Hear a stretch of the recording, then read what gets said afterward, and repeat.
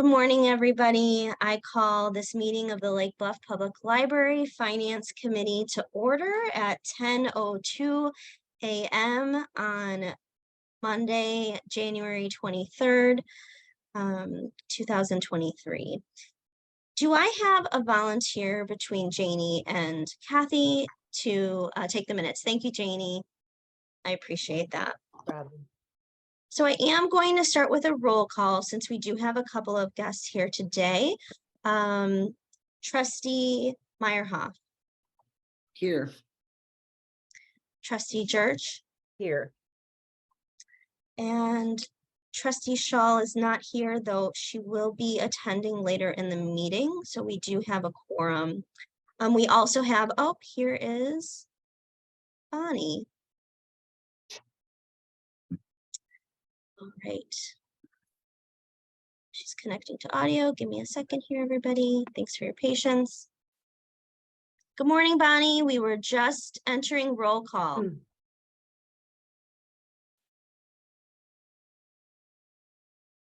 So I'm going to pass it over to you for roll call, Bonnie. Trustee Shaul. Here, I.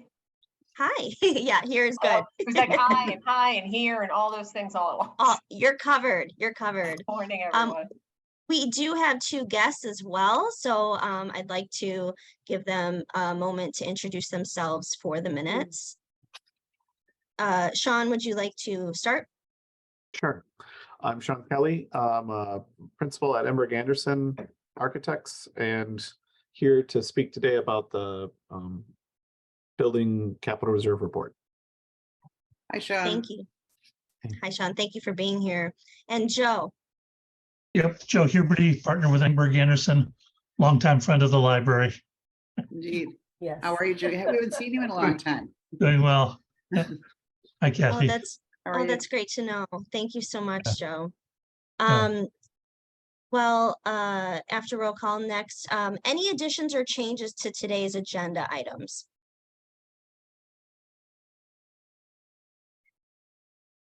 No. Hearing none. Renee, I feel like I Yes. had one and I can't remember what it was, but it might come Okay. to me. Okay, we will add a placeholder after new library procedure for Bonnie. Okay. Right.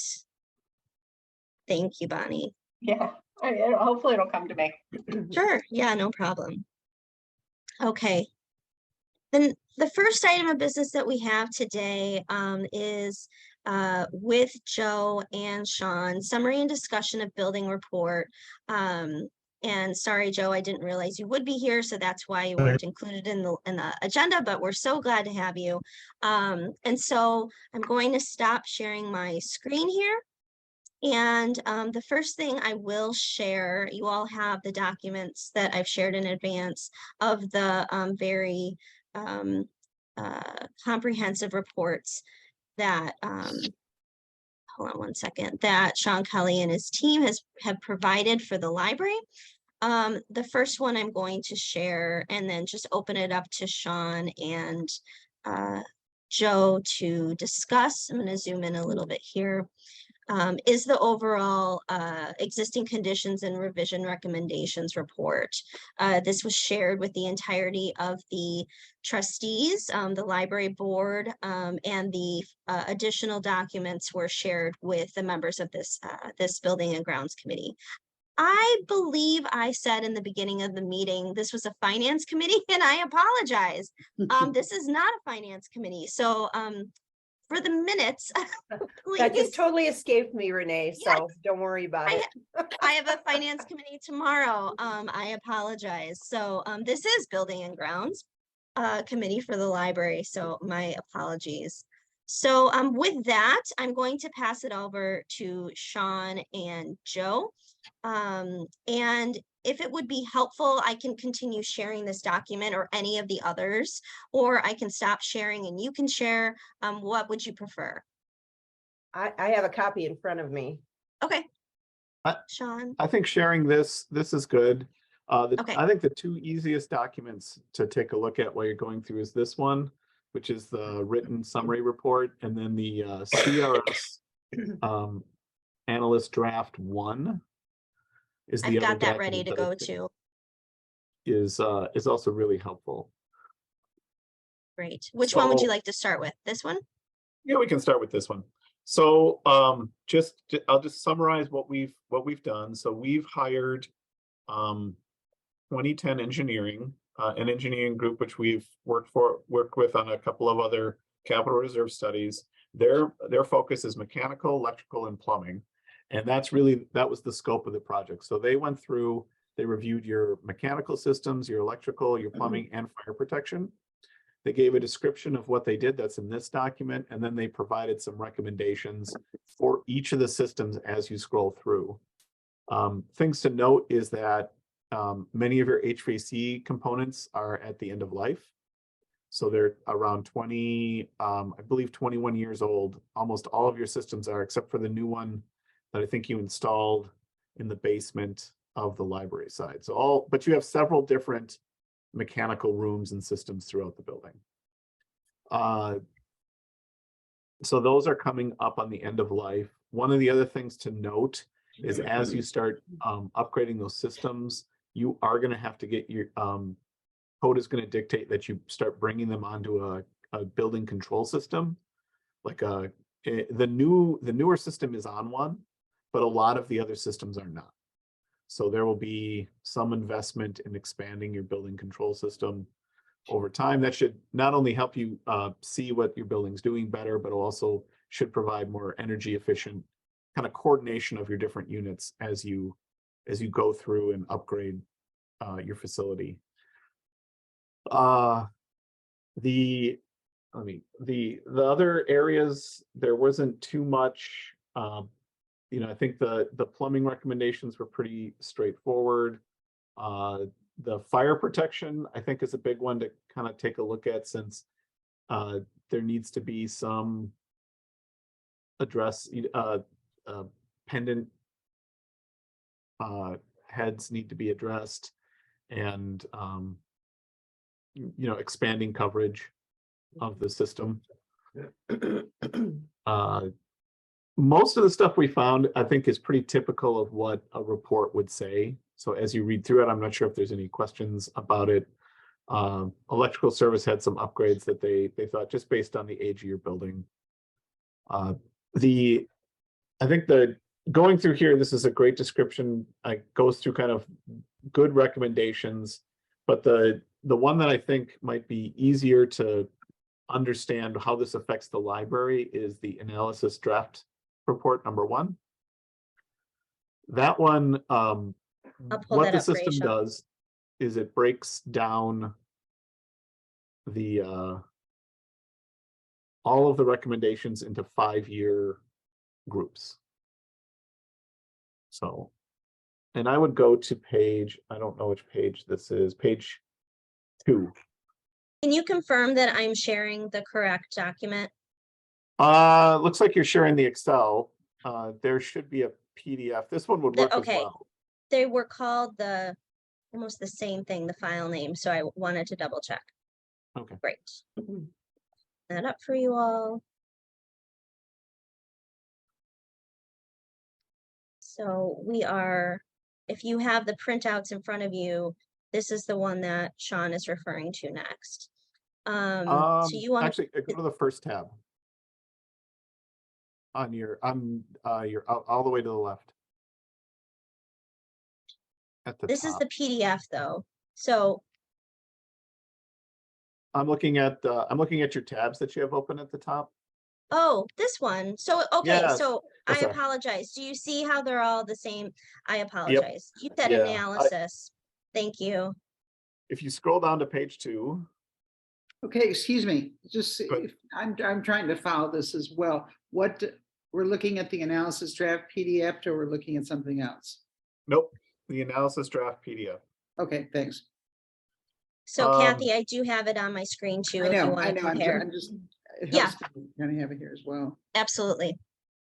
So the recommendations, I guess that all the documents kind of work together, and we could have seen some of this data in the Excel, or the summary. The draft report is really a export of that Excel file. But what you're seeing here is each year is listed on the left, And then we've categorized the recommendations and what we've seen as a review into kind of 4 different categories, 4 or 5. There's 2 different kind of systems right there. Hey, Shaun, maybe you can explain the categories a little bit. As a serial home renovation flipper, these like life safety, I'm not sure what that means. Yeah. So life safety would be anything in the building that, Joe, I don't know if I'm grabbing all of the items here, but things that the code requires that you provide to the Right. public. Fire protection. That would be the big one, right? If you were missing an exit, that would be another. If your corridor widths were too narrow, if door size was too small, any accessibility related issues would all be in that building code life safety related category. But So just to these are confirm. you would focus on first. Okay, thanks, Joe. Just to confirm, I did speak to Shaun, I think that was Thursday. And one of the things that we talked about were other reports that the firm could prepare for the library. And there is another report that's specifically related to ADA and accessibility compliance. We haven't yet done that report or assessment. But if that was something we wanted to do, we could discuss that today or at a future meeting and incorporate that into the plan. But currently what is shown here is just costs associated with the MEP report, correct, Shaun? It is correct. Okay, So, but thanks. yeah, life safety itself deals with all that stuff. Any kind of code related item that you should be doing or upgrading your building to meet current codes. And generally fire protection would be the biggest one for this. Building enclosure, number 2, we didn't actually do that as part of this report. It's part of our system that we track. So building enclosure would basically be like roof, walls, windows, things like that. Like near-term system upgrades and long-term system upgrades are number 3. That is basically just focusing on your building systems. What would be more of a short-term or urgent kind of item versus something that's going to take. Am I describing these 2 correctly, Joe? Right.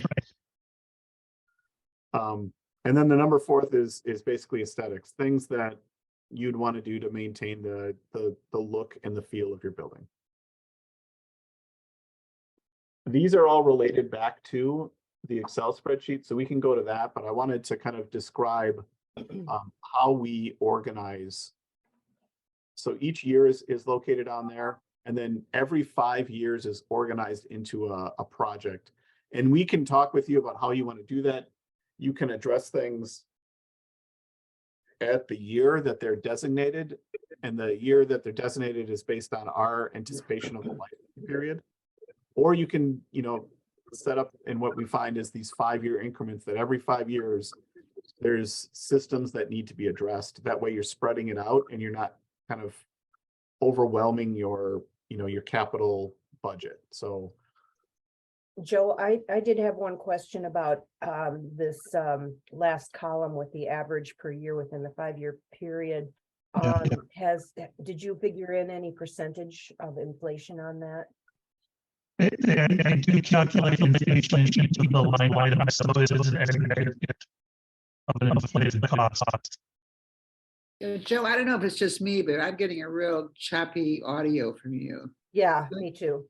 It might be because if we are using our laptops with our microphones on and we have our speakers open, some of us might have been picking up Joe on our own speakers. And so it's almost like a double recording. So if we want to mute ourselves, that might be helpful. I do have one other question. This is a maybe a stupid question, but MEP, I'm assuming that's mechanical, electrical, plumbing, and FP is fire protection. Okay, thank you. Janie, I had the same question for Shaun too, so you're all. And I apologize, I didn't hear Joe's answer to the inflation question that Janie posed. Right, each of the dollar values you see are escalated to the projected year that you complete the work. And so the averages include those escalations. Yeah, Joe, we're still struggling with the audio a little bit. Yeah. You know, if you turn your video off, if it's a connection issue, maybe that will help it a little bit. Another option could be the chat function. Yeah, I heard yes. I heard the answer was yes. Right. Yes, currently the report, I don't know if mine's any better, has a 3% escalation per year factored into every year over the course of the 20 years. Or is it 4, Joe? I think it's 3. I'm looking in the system. And just a reference point, as I know it, we do not currently have a capital plan.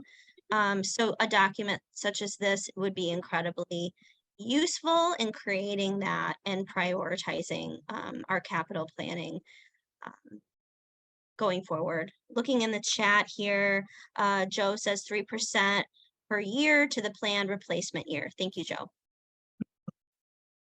Other questions for Yes, Shaun? Yes, go Right. ahead, Kathy. Shaun, could you give me an example of a near-term system versus a long-term system? Yeah, let me look one up in okay, P1. Okay, so a near term in the as described by our MEP, our mechanical plumbing, is like a domestic hot water heater is what listed as a 3.1, and then replace of your heating recirculation pump. So you have a pump in your building that circulates hot water. So those two things are coming to an end, or they are past their lifetime period. So we would recommend that those be done. And then a 3.2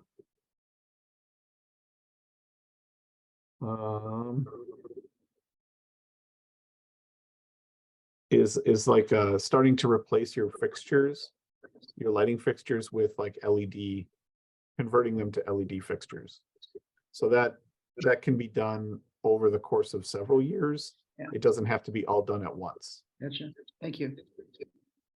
So Shaun, you're sure. referring to these definitions for the different items in that row. Is there a printout that you have that defines each one of those categories so that as we're going through the report, we can kind of connect with your recommendations? Absolutely. So if you now go to the Excel file. Oh, okay, perfect. I'm gonna stop sharing my screen. Thanks everybody for your patience. While So we're the Excel switching file, documents, Shaun, CR and M. What is CR plus M? It's at the top of the document we were just looking at. Hopefully you can hear me. CR is an abbreviation for capital repair or reserve. M is the abbreviation for maintenance. And when we look at CR plus M, we're looking at the aggregate of those two categories. Some libraries really want to focus only on the high costs, truly capital costs, and so we would go to that to be CR only. Other libraries are more interested in, let's look at all of our branch costs. And that's where we're adding in the M cost is useful. Hopefully that came through. I don't know about anybody else, but I almost wonder if it would be, I know it's a little bit more effort, Joe, but would you be willing to type that answer? That I didn't hear much of that at all. Yeah, nor did I. I can try. So M stands for maintenance, so major maintenance. So CR, capital reserve, it's the difference between kind of major capital projects and ongoing maintenance. So M is the maintenance part. So capital reserve plus maintenance. So Thanks. Renee, if you go to the TF or the tracking file, what you're going to see here, and if you scroll down, is a list of every single component. And what I would recommend is at some point, I think you might need to make your screen a little smaller, possibly. I don't know if that's possible. Or I could On try to it, share yep. my screen. Working through it. Yeah. I love an Excel document when you can have, a row held like that, but perfect. So every single piece of equipment in your mechanical, plumbing, electrical systems, I mean, not every light, but most of the pieces are listed out here in a file row, and it goes through where they are, when they were installed, kind of gives them a general description of what they are, and then it provides a condition report, and then a cost to replace it, and then an escalated cost. And there's so many more rows. I don't want you to start clicking the plus signs on the top of the screen there, but you can dial down into how everything is calculated and what the years are. But every one of these items gets summarized on a replacement year, and that's what goes into that spreadsheet. And what I would recommend, Renee, is that once, maybe you, I, and Joe kind of sit down, and Joe can walk you through exactly how this works with all the different buttons and filters. But ultimately, it's meant to be kind of a living document. So let's say you went in and you replaced the water heater.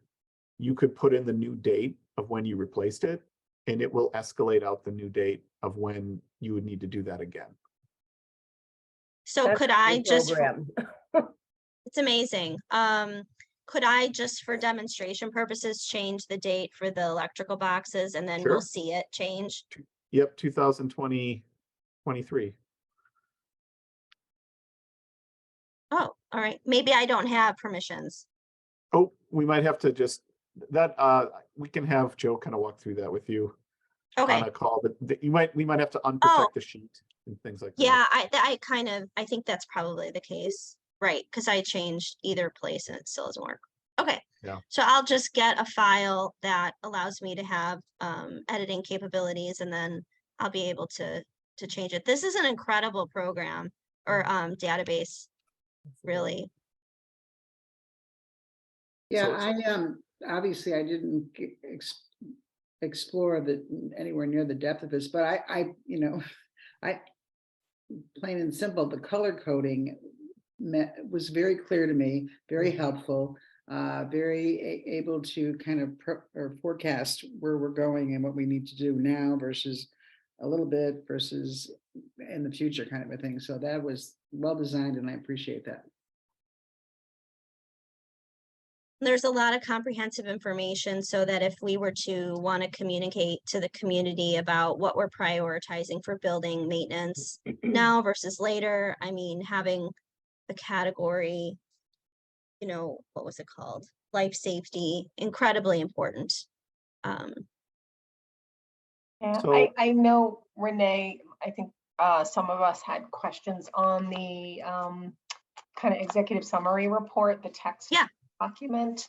Maybe we can go back to that, and Yeah. assuming everyone's good with kind of the demo and overview given of this super helpful living document spreadsheet here. Yeah, great recommendation. Thanks, Bonnie. Is everyone okay to move on back to that? I do have one question that was sitting on my mind. The toilets that we installed last summer, were those industrial style with the heavy flush toilets, or were those residential toilets again? I could certainly look into it. Based on the pricing, I could probably pull up the invoice and be able to tell you, it'll say right there. Yeah. Was it summer of This past 2022? summer. Yeah, it was just Okay. like in August, September. Yeah. Okay, So, actually, if my recollection is they were about $1,200 each, and I believe they were commercial. Yeah. Okay. so not industrial. Well, Commercial, not industrial. I residential. think that's the same. I don't term. know if Oh, there's okay. a commercial and then an industrial I don't know. Shaun, is there a classification, residential, commercial, and then industrial? We typically go with more of a commercial versus residential. Got it. Well, then that's great. Yeah, I mean, Thank you. it's worth maybe just, checking, but that's just my recollection, because I think I remember signing the check in like, Yeah. what? Was I out of town? I totally don't remember being involved in this at all. Oh, you missed a lot of drama. You must have been away. I must have. Yeah. Yeah. we did- Okay, so we've got We ended up replacing 2 out of 3, so that. Yeah, I third know. one We still have is- one more to go. So I Yeah. want to make sure that that's the correct type of quality or Well, while we jump back into this document for questions, I'll pull up invoices from summer and just let you all know to confirm right now. So Bonnie, go ahead, or anyone with questions back to this recommendations document. Okay, I was a little surprised about the server room not having a dedicated cooling unit. Yes, I flagged that one too, Bonnie. Yeah, so, I don't know, Shaun and Joe, if your history of the building goes all the way back to when the server room was built. I'm not even sure how big the server room is. What's your take on that? And this is kind of, I'm gonna ladder up a second question after the server room, which is, do you guys know what upgrades that are being recommended might trigger additional expense for the library? Because it means, okay, now you've got to bring kind of everything up to code, like a sprinkler system in the main library kind of thing. So the server, and then just sort of is there some way to identify what upgrades might trigger additional upgrades? Or is that already baked into the annual plan? So I'll talk about the server quickly. So the server room, I don't think we were involved when it was created. If it's running fine, there's typically we provide independent or split system cooling units for server rooms. That's if we were doing a new building, we would have that included. If you're operating and it's not a problem, it's probably okay. But the recommendation that we would say is that you should add cooling. And typically what that is it's kind of a condenser or a unit that would be very similar to a home that would sit outside. And then there'd be like a wall mounted air conditioner in the room, or typically it's just a split system is what we call it. So, so we do recommend adding it. I don't know how critical it is if your system is working fine the way it is, but it is something that it is in the recommendation list.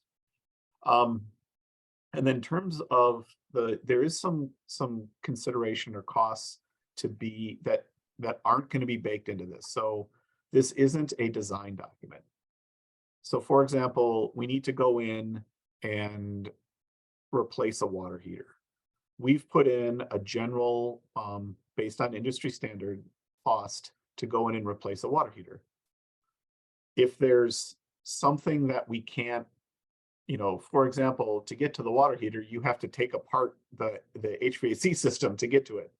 That would not be included here. We haven't gone through the full process to do that. So the costs are really, you're taking kind of an itemized thing and we're giving his best guess as to what it would entail, but there might be other things. For example, and we didn't see it in there, but this wasn't part of our report. We've replaced boilers before, and we found as we started doing that project that there's like asbestos insulation on the piping. That's not going to be included in here. That we did not do an environmental report. So,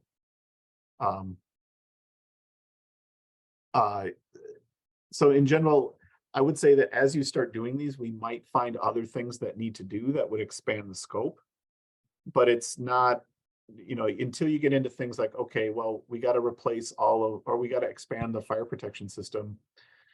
That cost includes expanding the system, but you may want it done in a more aesthetic way. because a lot of your ceilings are exposed.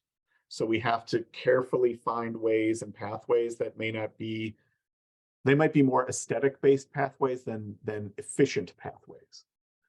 And that's going to add to the cost of it. So we've done general costs plus an escalator plus, a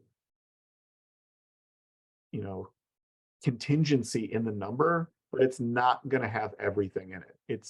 We just can't, we haven't done the design and we're making educated guesses on the overall cost. So as you start getting into this, I think, yes, not every item, but some items you are going to see that you would have to bring other things up to code just because you're touching it, inadvertently touching it. Right. Shaun, I think perhaps Bonnie's comment, Bonnie, I don't mean to speak for you, but just recently in a meeting, this came up and a statement was made that if we bring anything to code in the library, we are then required legally to upcode the entire library. That's not what we're talking about here. And is that even a true statement? Well, and I wonder if there's a difference between construction and replacement of system. And a little bit of what I interpreted as Bonnie's question is, where is a public building such as ours required to bring everything up to ADA code once we start construction? Does that, going with Kathy's question, does that make more sense? Yeah, it's ADA code, it's fire It's code. everything. Right? So, Yeah. I learned, I lived in Lake Forest, then I moved to Lake Bluff, did a big renovation.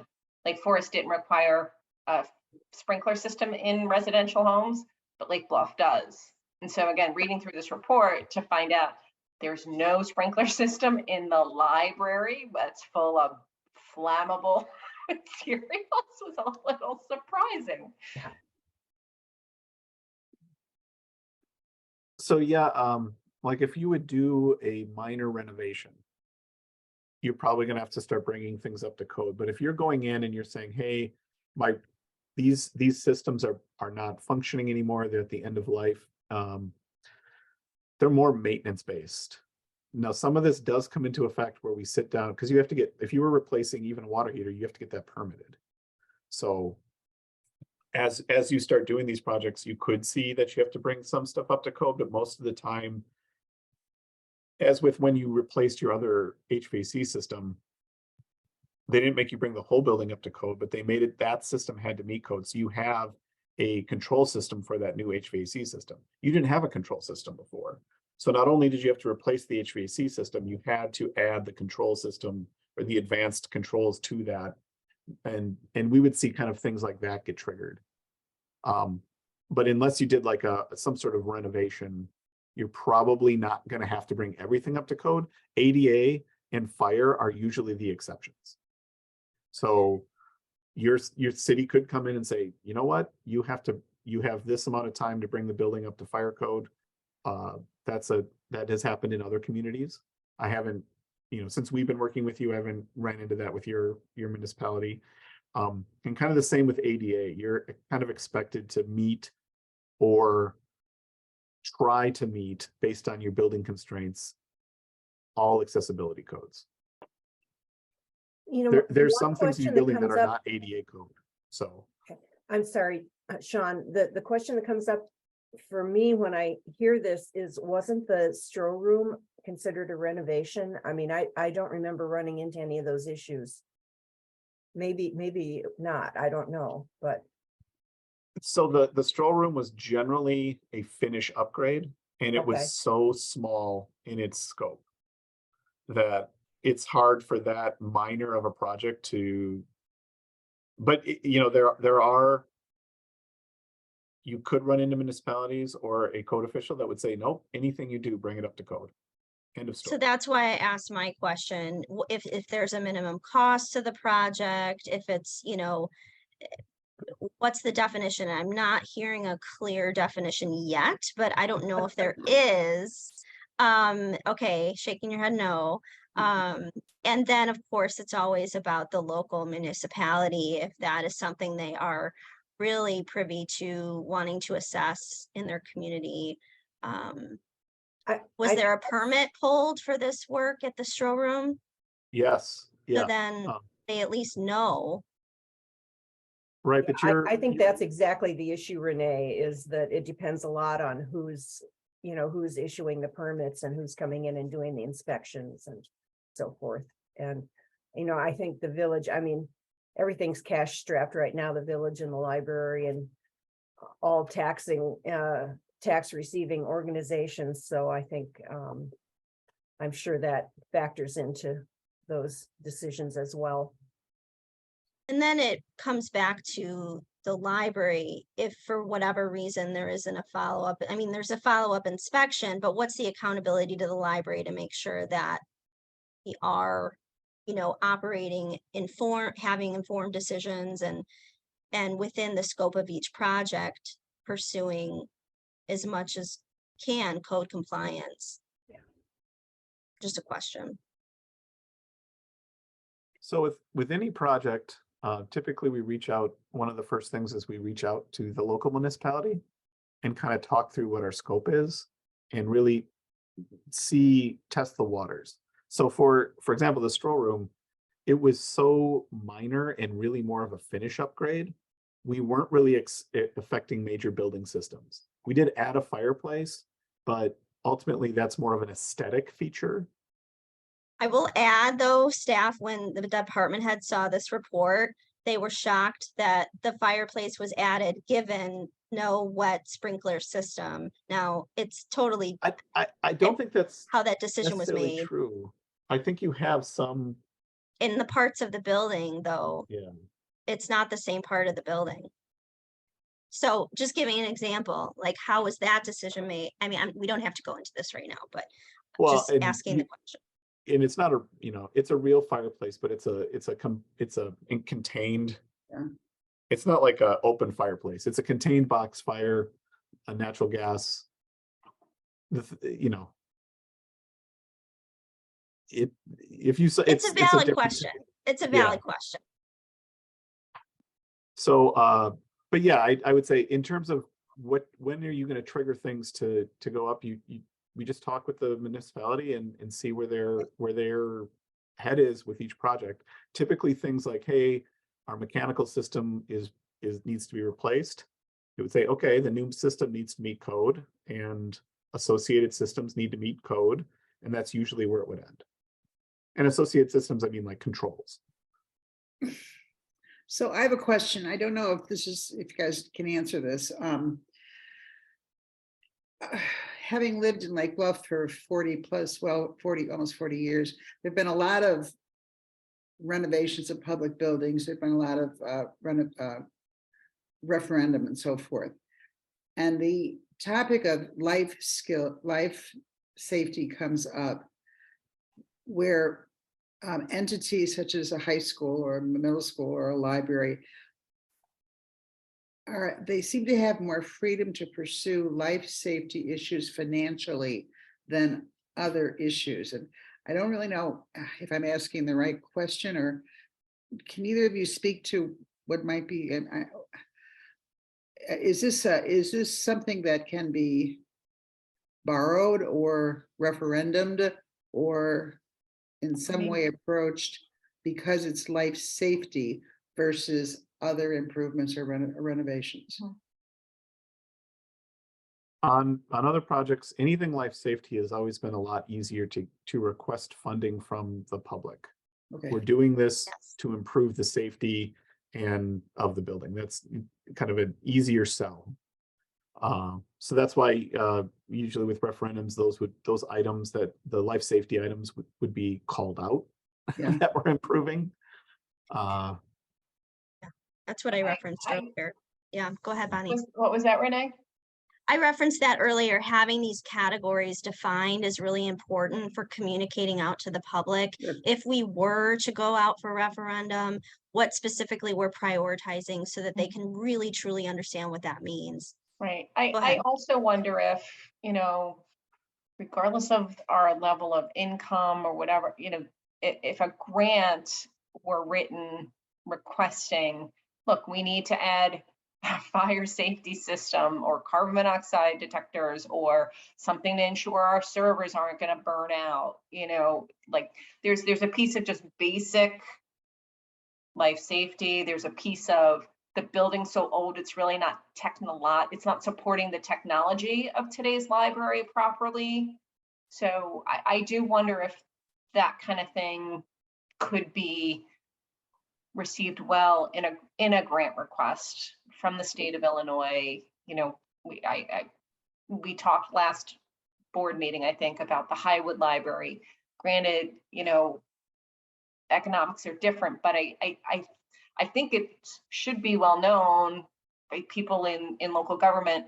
Our budget really is only for operating costs, and little by little we put some into capital reserve, but something like $1 million on HVAC, see, temperature control, humidity control, fire safety, cooling down the server room. That sounds to me like infrastructure of a public entity and is worth taking a swing at to get grant money.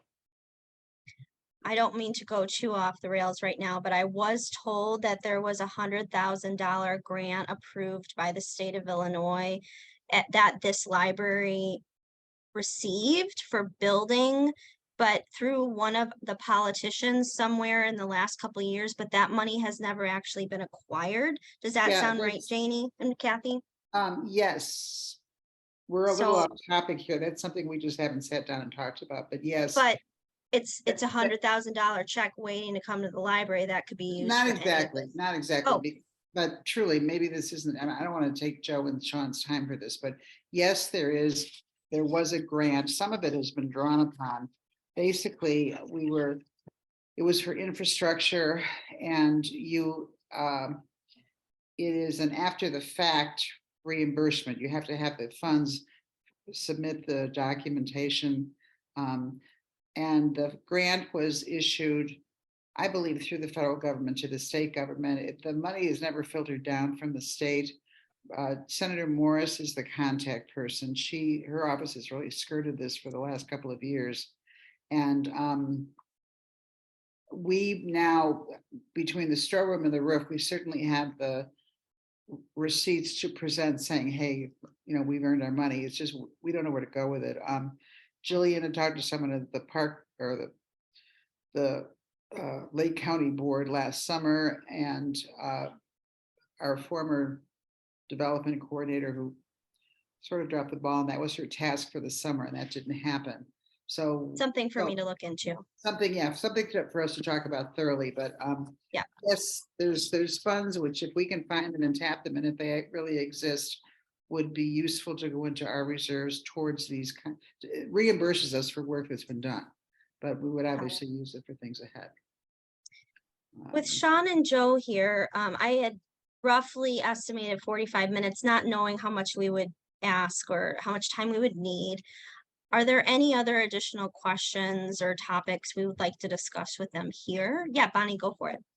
So one thing that occurred to me, having read through this Word document, super helpful, is where the humidifier comments were made. Humidifier is there, but it's not on. We're not sure if it's working. Should it be removed? And I thought, okay, wait a second. Again, on the one side, we've got a museum, and I suspect that maybe a museum has special temperature control, humidity control requirements. And then on the other side, we've got, you know, all the library collection of books and magazines and things like that. I'm like, well, shouldn't they have, you know, humidity control? So maybe you can explain a little bit about, should a museum have special controls, and does our part of the building that houses our museum have those things? And then secondly, just in general about the humidifier. My husband just went out and bought a bunch of two expensive humidifiers for our house, plug-in ones, and I'm like, really? But he thinks it's very important. So, sorry, little tangent there. So I'll have to talk with my engineer about how the humidity control works throughout the building. I don't have the specifics to answer that. I can say depending on what your museum has, humidity control might be important. It may be, there's different levels of importance. So it might be important for the museum, it might not, depending on what items they have. I will say most of the projects that we do end up removing the humidifier from it. Humidifiers on a commercial system take a significant amount of maintenance every year and cost. They're finicky systems, and it's not because people don't want the humidification. It's more of, it's really expensive to run. It has to be cleaned often. There's definitely going to be thousands of dollars put into an annual to maintain a humidifying system. So I'm not saying I'm not trying to tell you it's good or bad. I think there's definitely pros to having a humidifier. Generally, we're either taking it out. There are some clients where we put a humidification system in, they ran it for a couple of years, decided it was more effort and expense than they needed, and they don't run it anymore. And then there's plenty of projects where we're taking them out. That's just, they're just high maintenance systems. So as long as you're willing to commit to this, to the maintenance, it's awesome. It would help with comfort. Absolutely. I can throw in something there. I can tell you that the museum's collection, the display floor aside, the bulk of the museum's collection is paper documents as well. And humidity is really the enemy of those sorts of things. And so humidification is usually for the comfort of the people in the spaces, but for a lot of paper, the drier the better.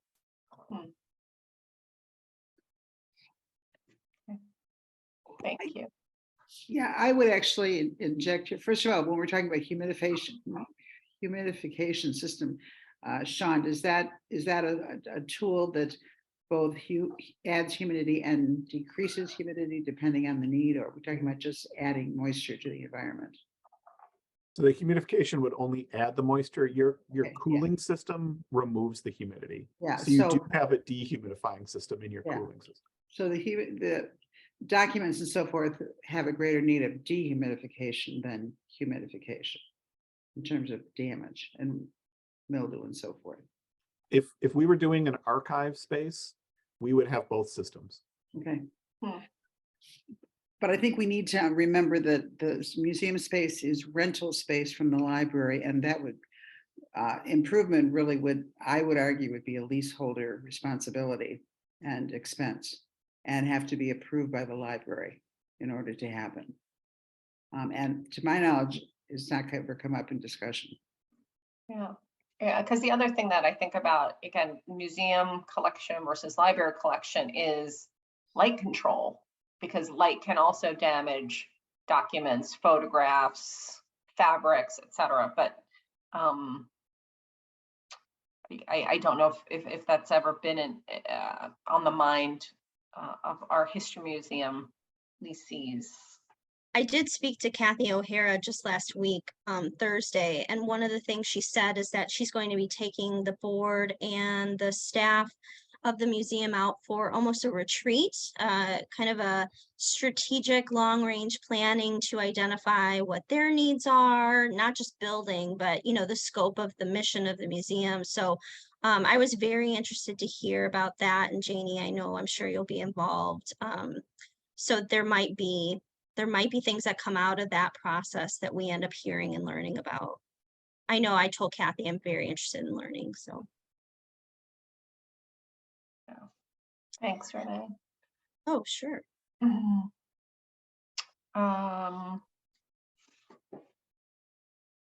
Yes, other questions? Yeah, I'm just looking through. Joe's been putting things into chat, so if those want to take a chance to catch up on this. Thanks, Joe. That's so helpful. And Shaun, I know that, and Joe, I know your firm works with remodels and the design aspect as well. It's not just the systems piece. I wonder if at some point there's a conversation in this committee and therefore the board about cost benefit analysis when we are thinking about remediation of so many systems. We have to prioritize, we have to look for the funding, what's short term, what's long term, how much of the space is going to be available to staff and the public during these remediations or the installation of some of these projects. What's the impact? There are a lot of bigger questions that I have as a result of this amazing report or the reports. But, to me, it's all kind of, I'm putting the pieces together, and I think, there's the financial piece and the long-term planning piece. And there are some things that need to happen right away. So just questions, more questions, no answers, just wanting to voice that a little bit.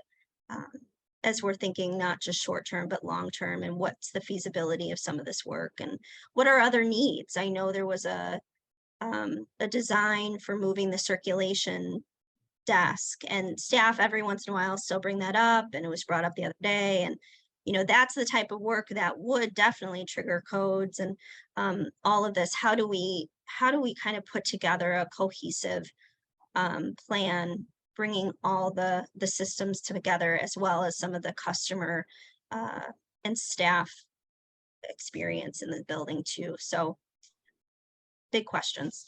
Mhm. I have a follow-up question. I think, Renee, those are all great points. I have another question about kind of some of the systems in the report. So thinking about, flooding that happens occasionally, big storms come through. I don't know to what extent it's an issue today for the library, but when I think about those big weather events, I wonder if some of the HVAC, exterior HVAC systems, the electric meters and things like that, should they be elevated a bit above grade to help prevent them being damaged? What's the current thinking on that? Shaun, you mentioned a report. I remember I asked you what other reports isn't there one that includes this information?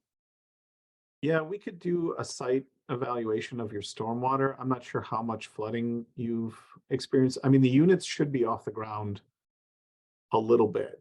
All units usually get a pad and have some feet.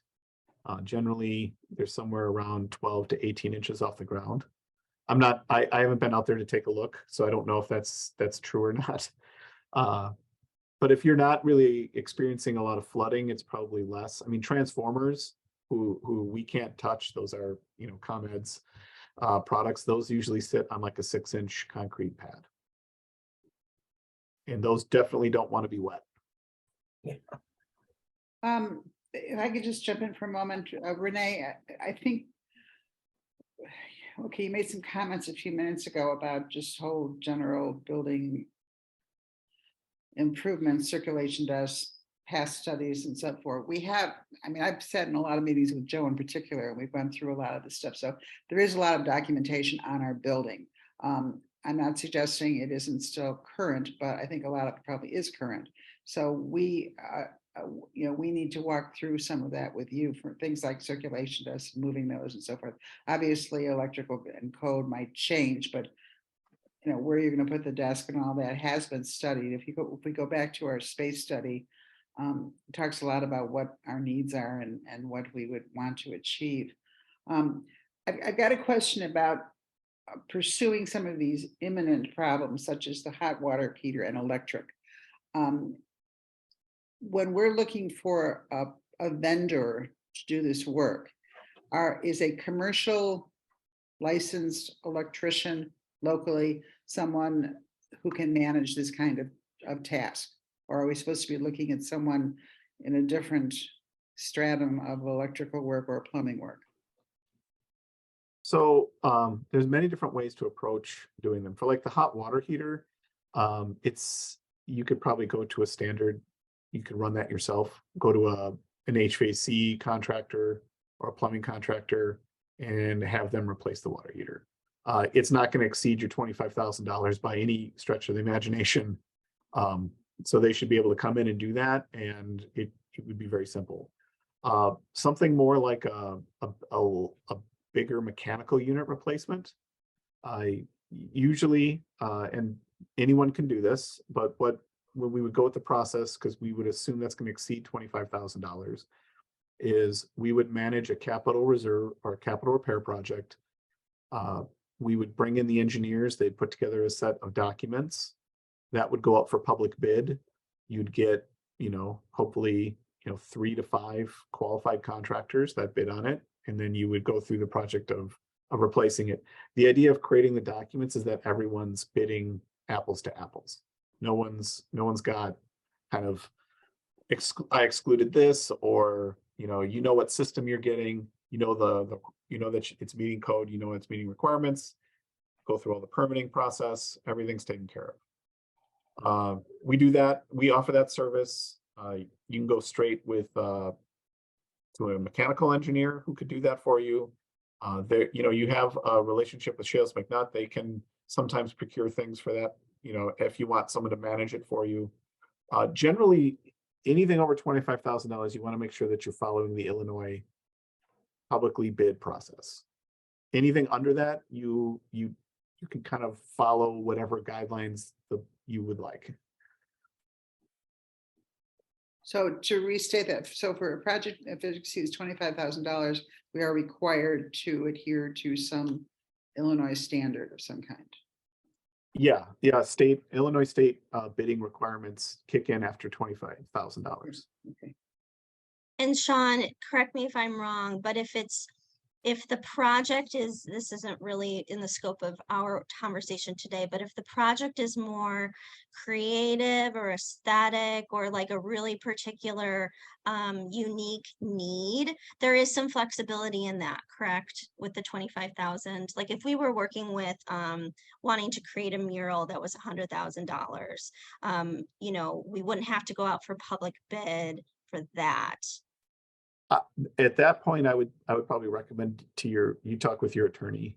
Yeah, I just wanted to clarify that there's like a very, yes, but for something I'm talking like more this, about construction related projects. Yeah. What if you're So doing, I'm sorry, what if you take a year's time and you're doing electrical and you're doing plumbing, and the individual projects are, let's say, 20,000 and 15,000 and 12,000, that adds up to more than 25. If you approach them individually, I'm just curious. I mean, so we know our expectations. you can get around it, right, Shaun? We wouldn't want to use the term "get around." That's not the right phrasing, but I mean, there are libraries that do these piecemeal and they don't go out for public bid Yes, regularly. Correct. Yeah, as long as you have a really clear division of work, and that it doesn't appear that you're trying to get around the bidding requirements, you can do individual projects that would add up to a larger aggregate project. Okay. I think there are benefits to the public bid process, though, because that allows us to have the most competitive price. As long as they meet the requirements of the bid and their submission covers all of that, they're going in blind. They don't know what the other contractors and other groups are submitting for bid. So it's, you kind of have to do the research, is it lucrative or is it beneficial cost-wise for us to go to bid or not? Was the threshold, did it used to be 15,000? Do I remember that? Or is it 25? Has it always been? No, it's changed throughout the years. I think I feel like 5 years ago, they upgraded it. I think right before COVID, I think it got moved up to 25. All right, it used to be 20. It seemed to me it was 15 for a long time. So good to know. Thank you. Shaun, you've been so helpful, and Joe was. I know he had to sign off.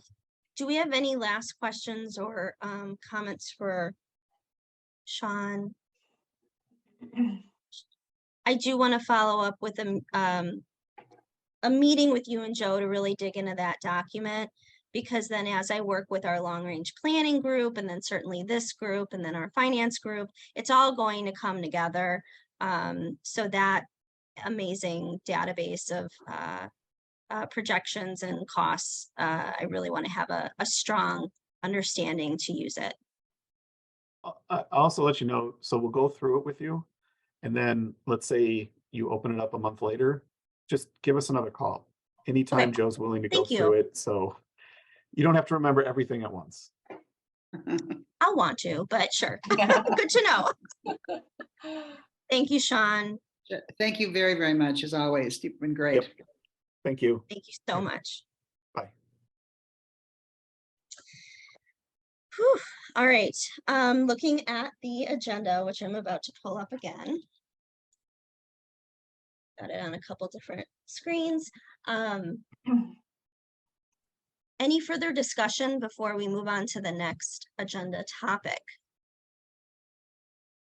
About this one.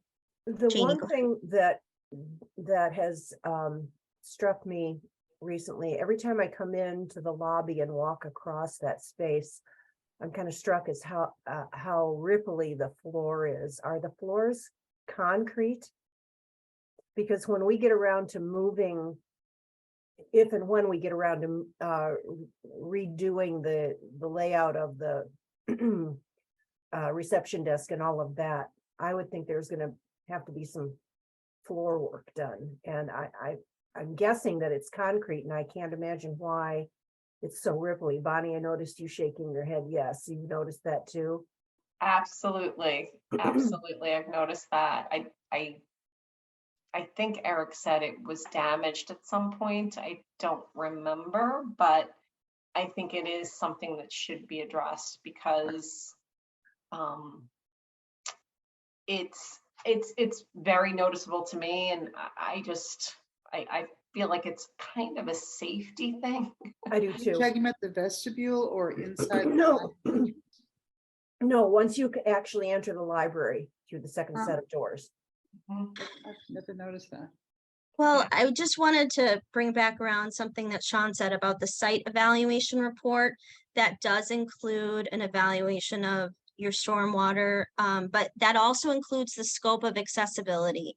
And I asked him, I said, you know, a lot of my background is in this work. I said, is it just ADA code? Is it just compliance? Is it accessibility? Is it universal design?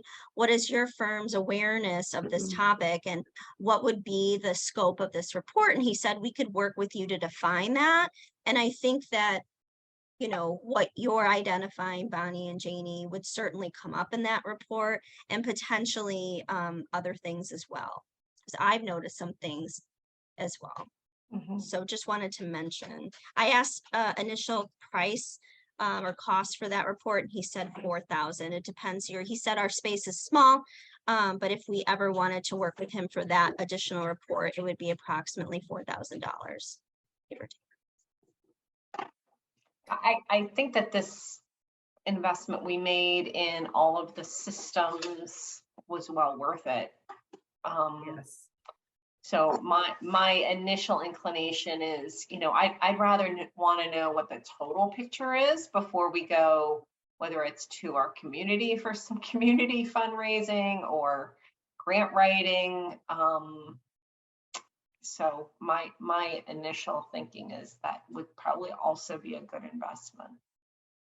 Well, especially did- if Go it's ahead, Kathy. developing life safety and ADA, because the more you can bundle under this life safety, and Bonnie, I applaud your creativity and approach, but some of this stuff, we can't wait around to find a grant, to write a grant, to get approved for a grant.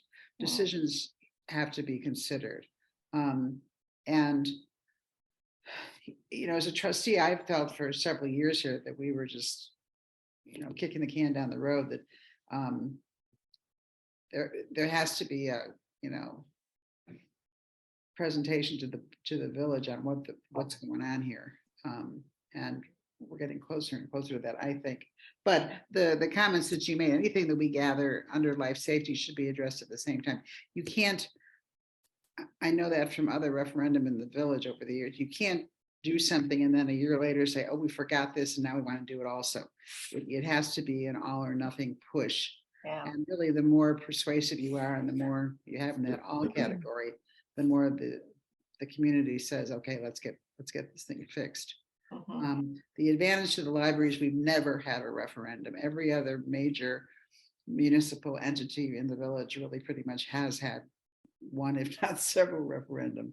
But I can also tell you from the history of the community, number one, first referendums rarely pass because they're chock full of well, this would be nice and that would be nice, and let's throw this in. So you have to really be pretty disciplined when you develop it. But yeah, I think we may as well find out all the stuff about our building. But we don't want to pay to repeat what we already know, which is why I would encourage Bonnie and Renee in particular to take a look at that space study that we've had done for us. Because and I confirmed with Shaun that was done in 2014. Yeah. So I know we have, and I really appreciate you reminding me in the meeting. I know we have all of those documentations. I just also wonder, given it almost 10 years ago and the changes, potential changes in our community's needs, certainly inflation, those numbers don't reflect current costs. I think both can be done. I think like short-term planning to address these overdue items and also real strategic long-term planning so that we have a broader scope. I do think both are necessary.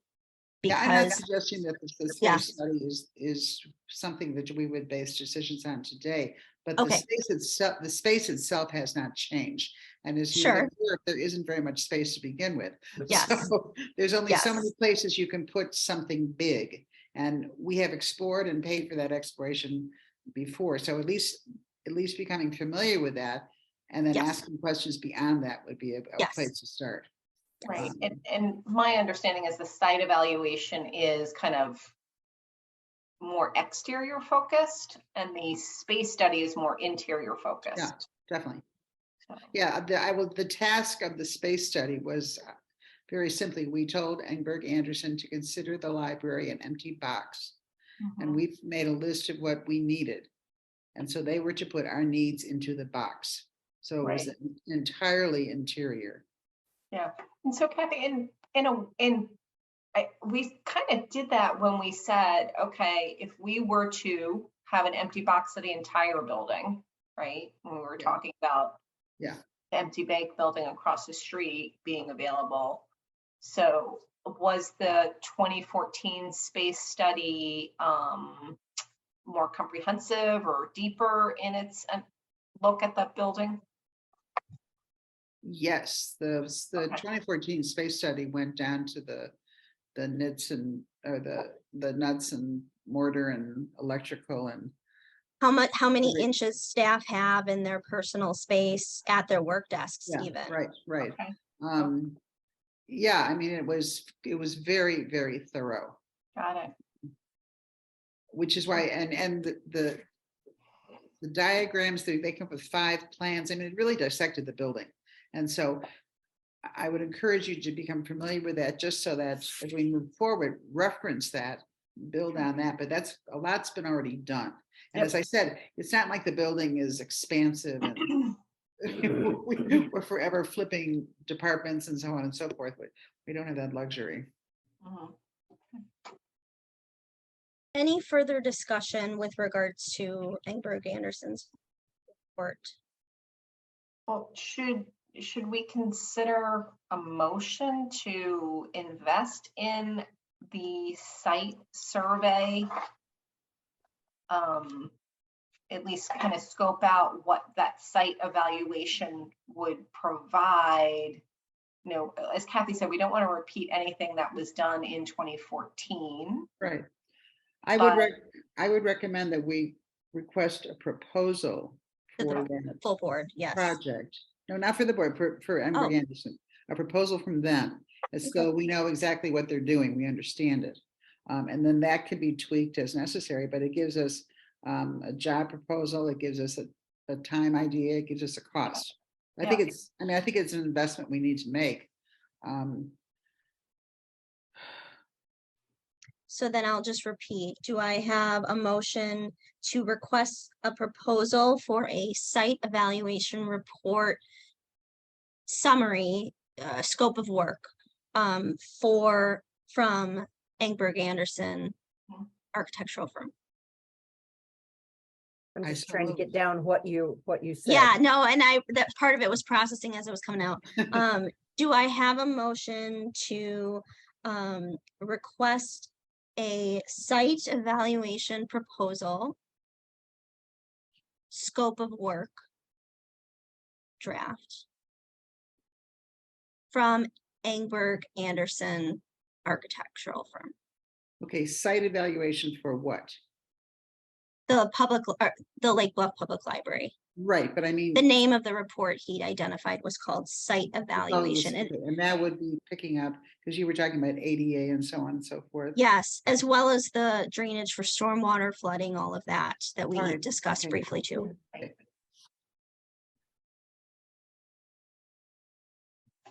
So Yes, I'm so still moved. trying to understand, so you're talking about looking at not just the building, but the property it sits on as well. There are various reports that Engberg Anderson, Shaun described to me that they provide in terms of assessment for your building, your property on different topics. The report we received was just mechanical, electrical, plumbing. This Right. particular report is called Site Evaluation, and what it covers is ADA compliance, but also broader accessibility, even universal design in your space, as well as drainage and stormwater, that system as well. So there's some indoor and outdoor components to this report. And it's approximately $4,000, he said, but we're not there yet. We're just proposing the scope of work. Okay. Did I hear a motion from Bonnie? I actually, so I moved to. Oh, okay, thank you, Yeah, Kathy. yeah. Motion from, Second, move- I'll and Bonnie. second. I'll all in second. favor? I, Who seconded? I did, Jeannie. Okay. Does the director act as voting member in the committees because I am a member of the committee in this case, or it's just the board? I can look that up if you just the all don't know. trustees. Yeah, I thought so. Just wanted to confirm. Right.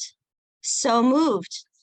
I will reach out to, yes, very exciting. I will reach out to Shaun to receive a scope of work for the site evaluation report, and we will prioritize getting that information back to this committee.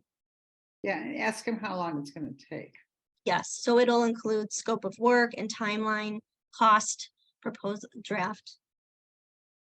Yeah, if we can get the proposal in advance of the February board meeting, we could perhaps make the rest of the board aware of it and get a green light on this expenditure, or is there a certain amount of dollar expenditure we can approve in committee?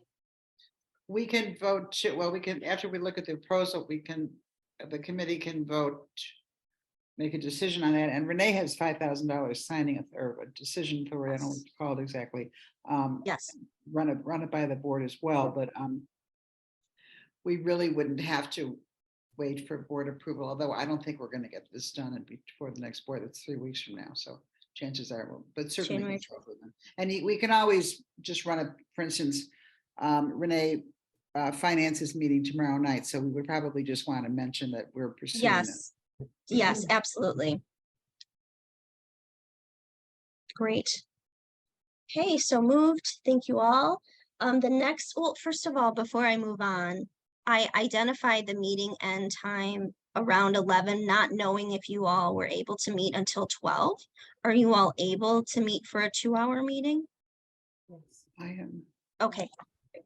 Thank you. All right, so the next item of business here is going to be, and then I closed the agenda document. My apologies. Right, so I identified this discussion topic as prioritization of fiscal year 2022-2023 building and grounds projects.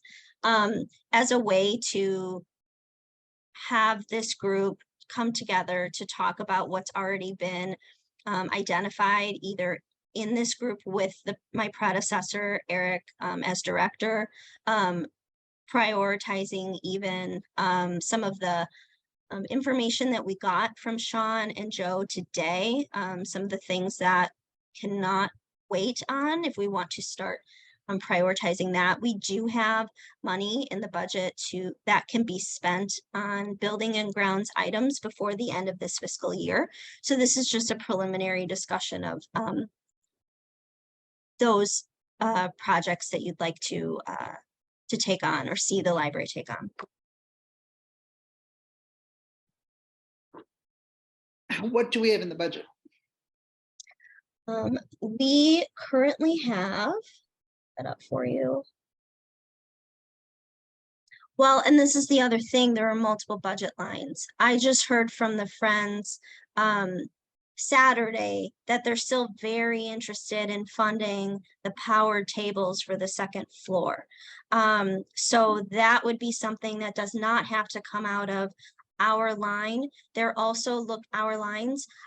They're also looking at getting their spending down to a certain amount, which they do every year, about 15 to 20,000. And they haven't been able to spend as much this year as they wanted to. So they're looking for more projects, and they can approve them within the time in between their scheduling of their meetings. So one of my prioritizations is going to be to get that proposal for the powered tables together ASAP, and send that off to them. And there could be potential other requests to them as well. It's just a matter of identifying what we want to prioritize as work. And then after that. How much is each power table? Do you know that off the top? I don't have any information yet. And that's the conversation I'm going to be having with staff today in email. My understanding is it's at least 4 figures. And then there's also a question about the electrical, making sure that the electrical plan works upstairs in that space. So Yeah, there's an issue with where the plugs are, right? Too. That's what I've heard, or at least maybe not an issue, maybe just a question. I don't know. I have to look into that. So when you're talking plural, we're talking, how many tables are you referring to? My understanding, it's one big long power table or 2 smaller power tables. This is to replace the long table on the second floor that overlooks the stairs. My understanding is. So I think someone called that a laptop bar or something. We're talking about that. Yeah, yes, we can call it absolutely. So the tables would replace the bar area. I think there was also discussion with Katie, so in the last few months, about the other tables on the main floor, because there's lots of chips around the edges. And the laminate is pretty much peeling off. There are first floor tables and second floor tables that we could potentially go out to the Friends and request. So we may not have to prioritize those furnishings with library budget from this fiscal year. They were very interested in funding those just at the discussion level. Yeah. And what about table? I'm sorry. I thought Katie was going out to get an estimate on replacing those tables. I don't know the current status of that work. I know it was talked about at the board meetings. I've heard it discussed. And I don't know how much has been done. It might need to start over again. But so already I'm hearing the power tables, I'm hearing the laminate tables. Kathy, go ahead. The tables, replacing a table or tables for the current computer location, the public computer location. We had talked about the Carols. Yes, thank you. Getting rid of the Carols and having a table that would facilitate power there as well. And since that's an area that the Friends, they made donations for the computers, they thought for the Carols, that they might be interested in that as well. So, great. There's also the toilet to be replaced. Yeah. I And think some that's of- budgeted for next fiscal year. It can be prioritized for this fiscal year, again, depending on how much the Friends will cost and what our further discussions for other prioritizations are. I know from a staff perspective, they would like to see it done as soon as possible. You're talking about the toilet. The final toilet, Yeah, yes, the toilet would not be a Friends issue. correct. Yeah, I mean, aside from, they would really be upset. There, if I actually think they've revised their mission. I was looking at it, it's now on their webpage. And they're specific about personal property, as they call it, which the exception that they made was the fireplace, but typically they want to put stuff into the library, so. They've been great about furniture, though. Yeah. Should we include the new, replacing the water heater on this list? Sounds like that would be, I know sometimes when they fail by developing a leak and then you've got a mess. Yeah, they fell pretty quickly. Yeah, I think that's a very, I mean, that's why I asked about contractors and so on. Right. To me would be a pretty simple, get on the phone and get someone to scope it out. So Or just the hot water heater. Don't know. I haven't gotten my building tour yet, and Lindy Mm. offered one. I don't think the rest of the staff know the knowledge that Lindy has, and she kindly offered, and I said I will definitely take her up on it this Does know week. all that, yeah. Yeah, I would You agree, might- Janie. You might ask her what the damage was to the floor in the main room at the library too. On the first floor, right out as you Yeah. walk, as we discussed, yep. I mean, it could even be just settling, but I don't know. I mean, If it's concrete it shouldn't. shouldn't, so No. Could it be sounds- deteriorating padding from carpeting? Because that can It get feels all like a lumpy. lot more than that. yeah, because those are carpet tiles and Yeah. they're pretty industrial, right? Right, but I wonder if we there's kept something them under in- that. Yeah, I don't Just- think it's that. It's something more foundational. Like, I Right. don't think there's anything wrong. I think Eric said it was just chipping and things that happens over time. I never noticed it. How about that? Yeah.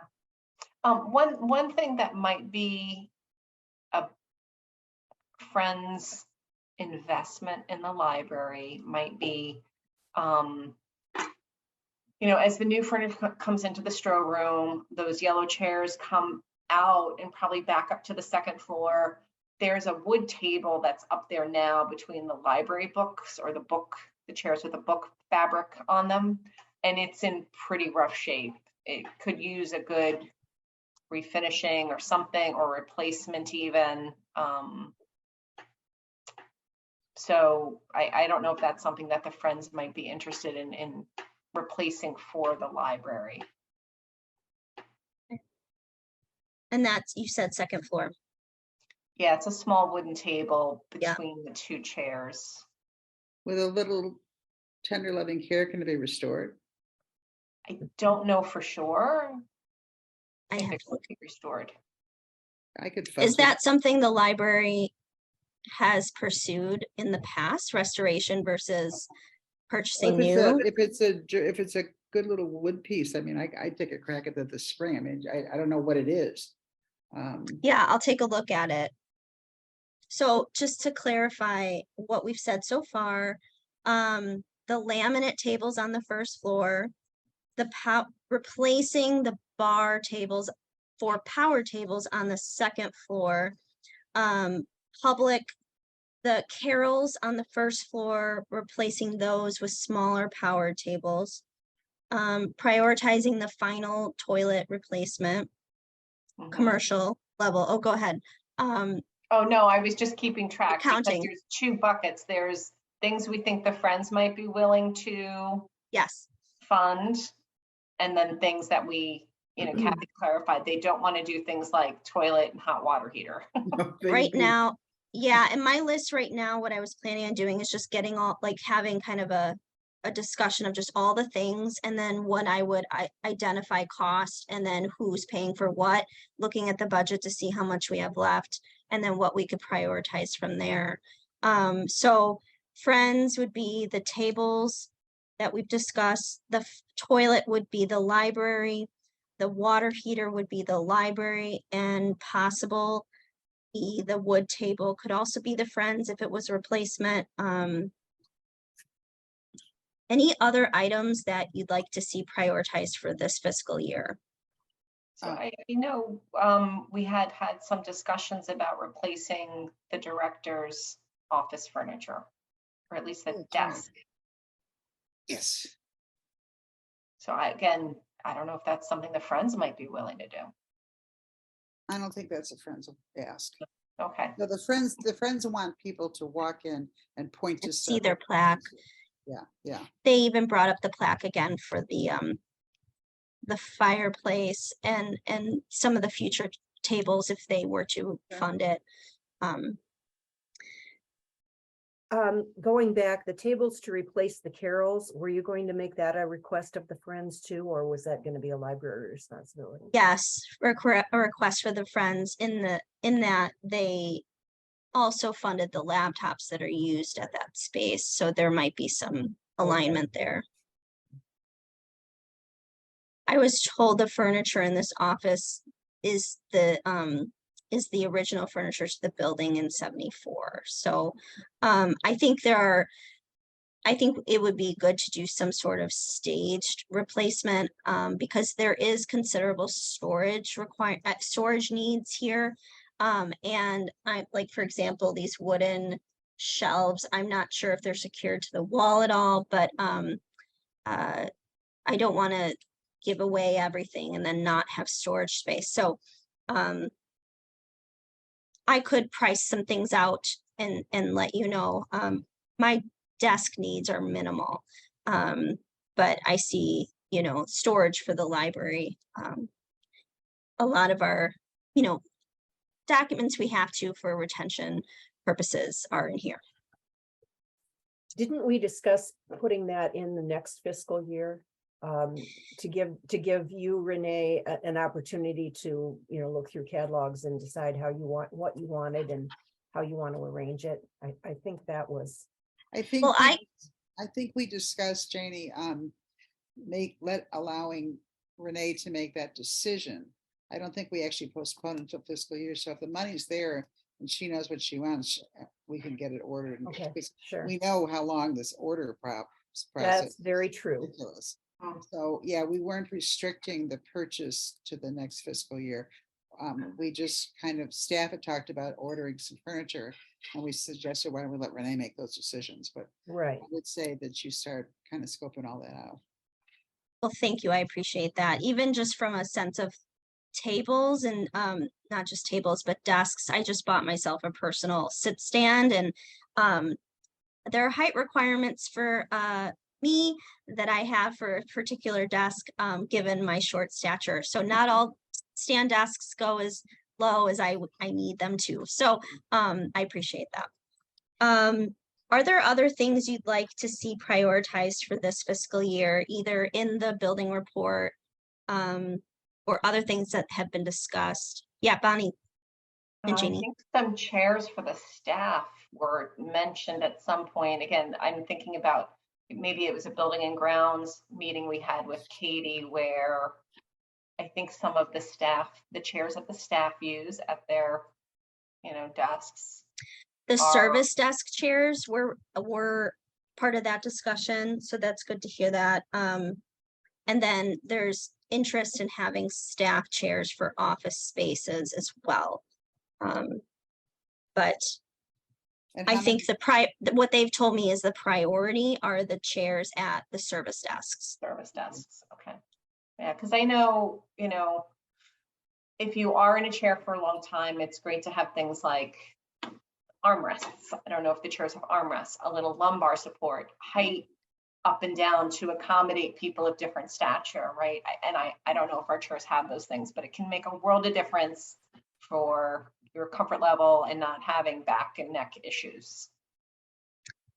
Yeah, and my current experience has been there are even petite office chairs that are designed to fit me, which I never had before.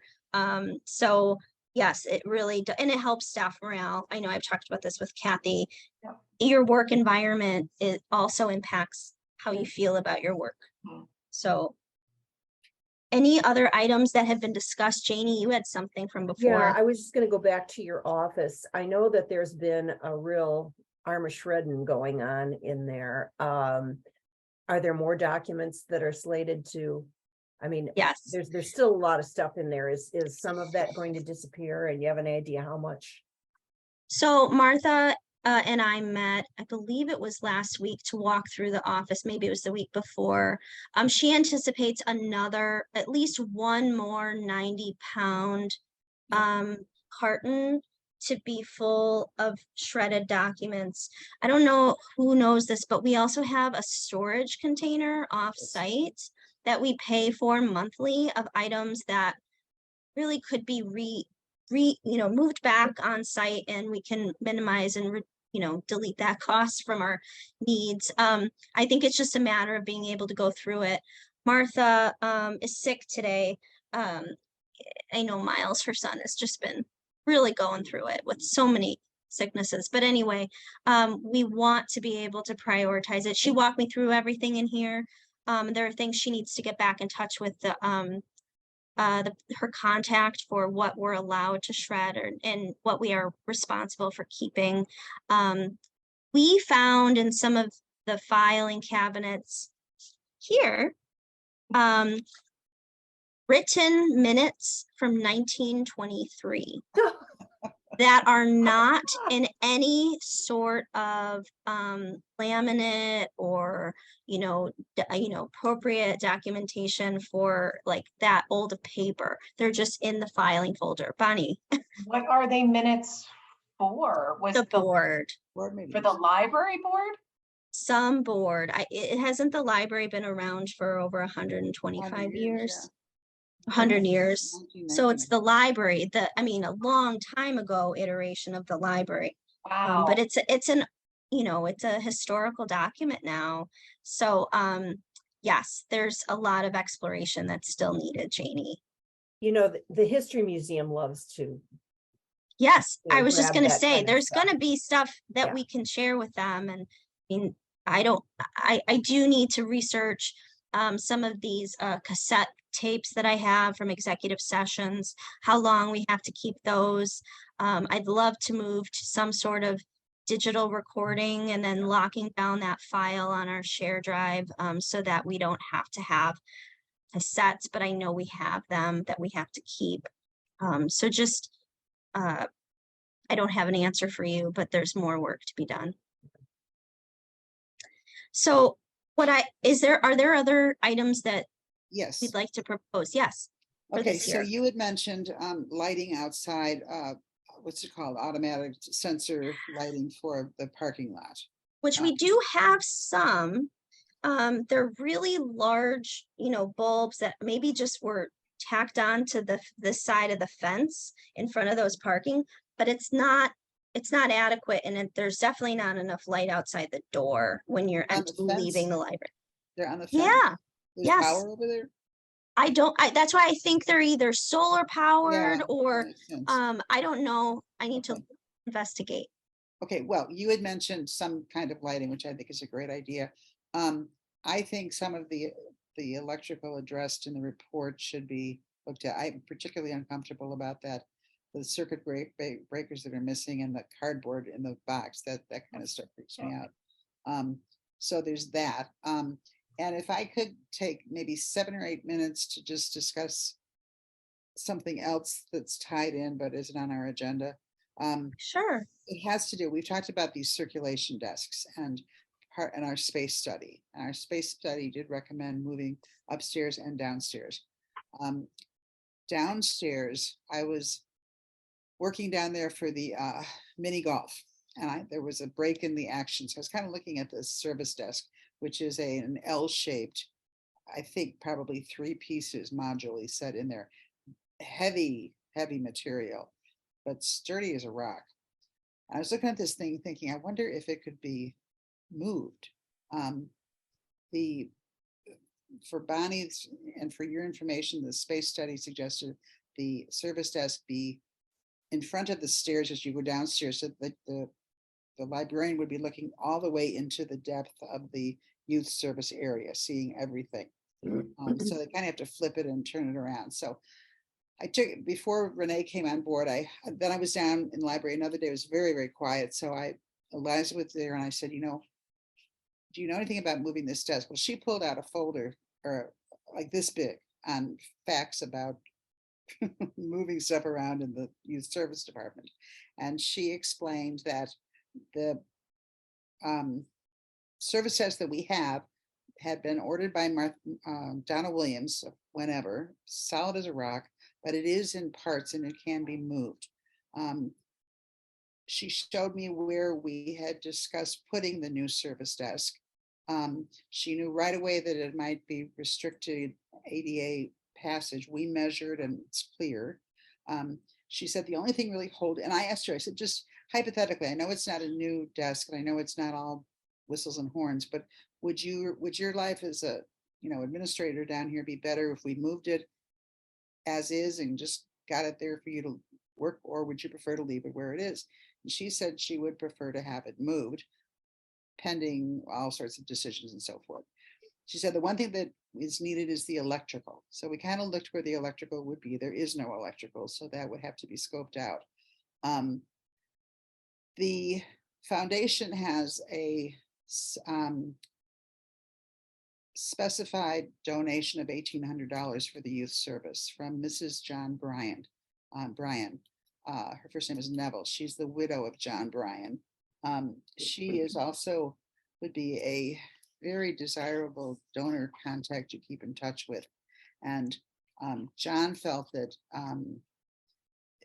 creating a project in the youth service area, going to her and even allowing it to be named, but soliciting future funds from her, knowing that we're investing in the service that she prioritized, would be to our advantage. So for a lot of reasons, I'm wondering if we could, I don't know if you're interested, but moving the service desk that we now have, getting the electrical in place, if it's not an astronomical project, which actually these things always turn into anyway, and just getting it relocated and then letting youth services be creative and do what they do so well, and start that as a project which would allow us to, the foundation needs something to hang its hat on going forward. The 5-star award is terrific. The Stroh room is terrific. Something in the youth service would add to that, would give us a little bit of rah-rah, let's get going kind of a thing. So I'm sorry I took your time today, but that's been on my mind. And so if we could scope out electrical for that at the same time, add that at least to an estimate of projects that have to get done. Talk to Eliza. Our conversation was very brief. I don't want to be misinterpreting or misstating her in any way. Sure. But if you and she felt that was something to pursue, and we're bringing an electrician in, let's have him check out this area as well. And I thank you, Kathy. That's really great feedback. I didn't know some of the background there. How do building projects like renovating a youth services department get discussed and prioritized at the board level? Because if I were to dream big, and I'm a big dreamer, I would rather remodel the entire youth services department and have plans so that we're not making small changes, when really, if we were to rescope everything, just start from scratch. John and I talked a lot about just the future of Lake Bluff and how many families with young children are here. And I had a great conversation with staff last week. It was a discussion about who is Lake Bluff, what are your hopes and aspirations for the library, for our community, and so my background is in designing the libraries and also youth services spaces, and I really could see possibilities for a renovation of the entire floor of youth services being a bigger project, but I don't know how that sort of thing is proposed, and it would need plans and of course funding, but Also, how does the director's ideas kind of integrate into the committee, into the board too? So I'm just really excited about any changes for the library. I know staff are, but thinking back to something Bonnie said about kind of holistic design and thinking about needs in general, I would be interested in taking more of that approach for the youth services space, because I do think there's a huge funding opportunity there, fundraising for the foundation and the Friends. And I think eventually the whole, the community deserves a really great youth services space and a really great library. And I think we need to start like piecemealing it out in sections. And so just throwing that out there as a dream of mine. And I'm always really open. And Liza's already talked to me a little bit about moving her desk too. And so I've been gathering all this information from everybody about all these different plans and stages and not really knowing, okay, what's our direction? What does the board approve? These are space studies, but they're not plans. They're, so, I'm still in that information gathering phase. Well, I can tell you as recently as a year ago, December, we had a presentation to the public, of whom very few people came and showed interest. John told me. For a project for $1.3 million, which I think was probably poorly stated, because it really did include work upstairs, youth services, and something else. So it wasn't stated well. And that was a full redesign of the youth service area. So that was the whole area. So we have all that documentation. I can show you the proposal. I can show you the paperwork that we used to promote that. I was just going through that the other day. So that evolved from a needs presented by staff and director, and a collaboration between the foundation and the Building and Grounds Committee, and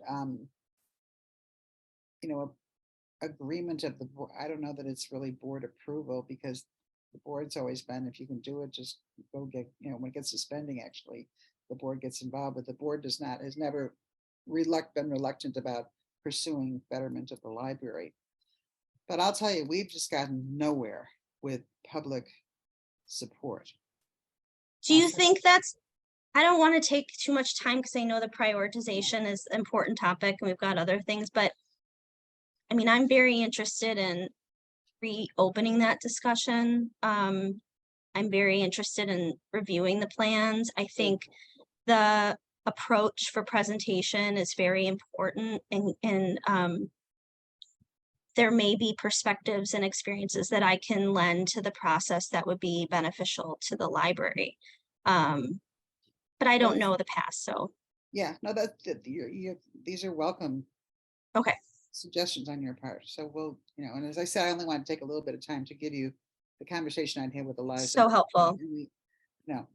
And we do, I don't know. I mean, I'm struggling to awaken awareness and purpose to the foundation. Otherwise, why do we have a foundation? And we're getting very close to having to making that decision. Why are we doing this if we're not doing anything? So yeah, we can have this conversation another time, but I just wanted you to know. Loved it. Yeah. I'll talk to Eliza based on your recommendation, just to continue the further discussion of needs in the youth services space. I'll throw an idea out there of, what if we were to go back out to community and, redesign a presentation for the remodel of your use? What would that be something of interest?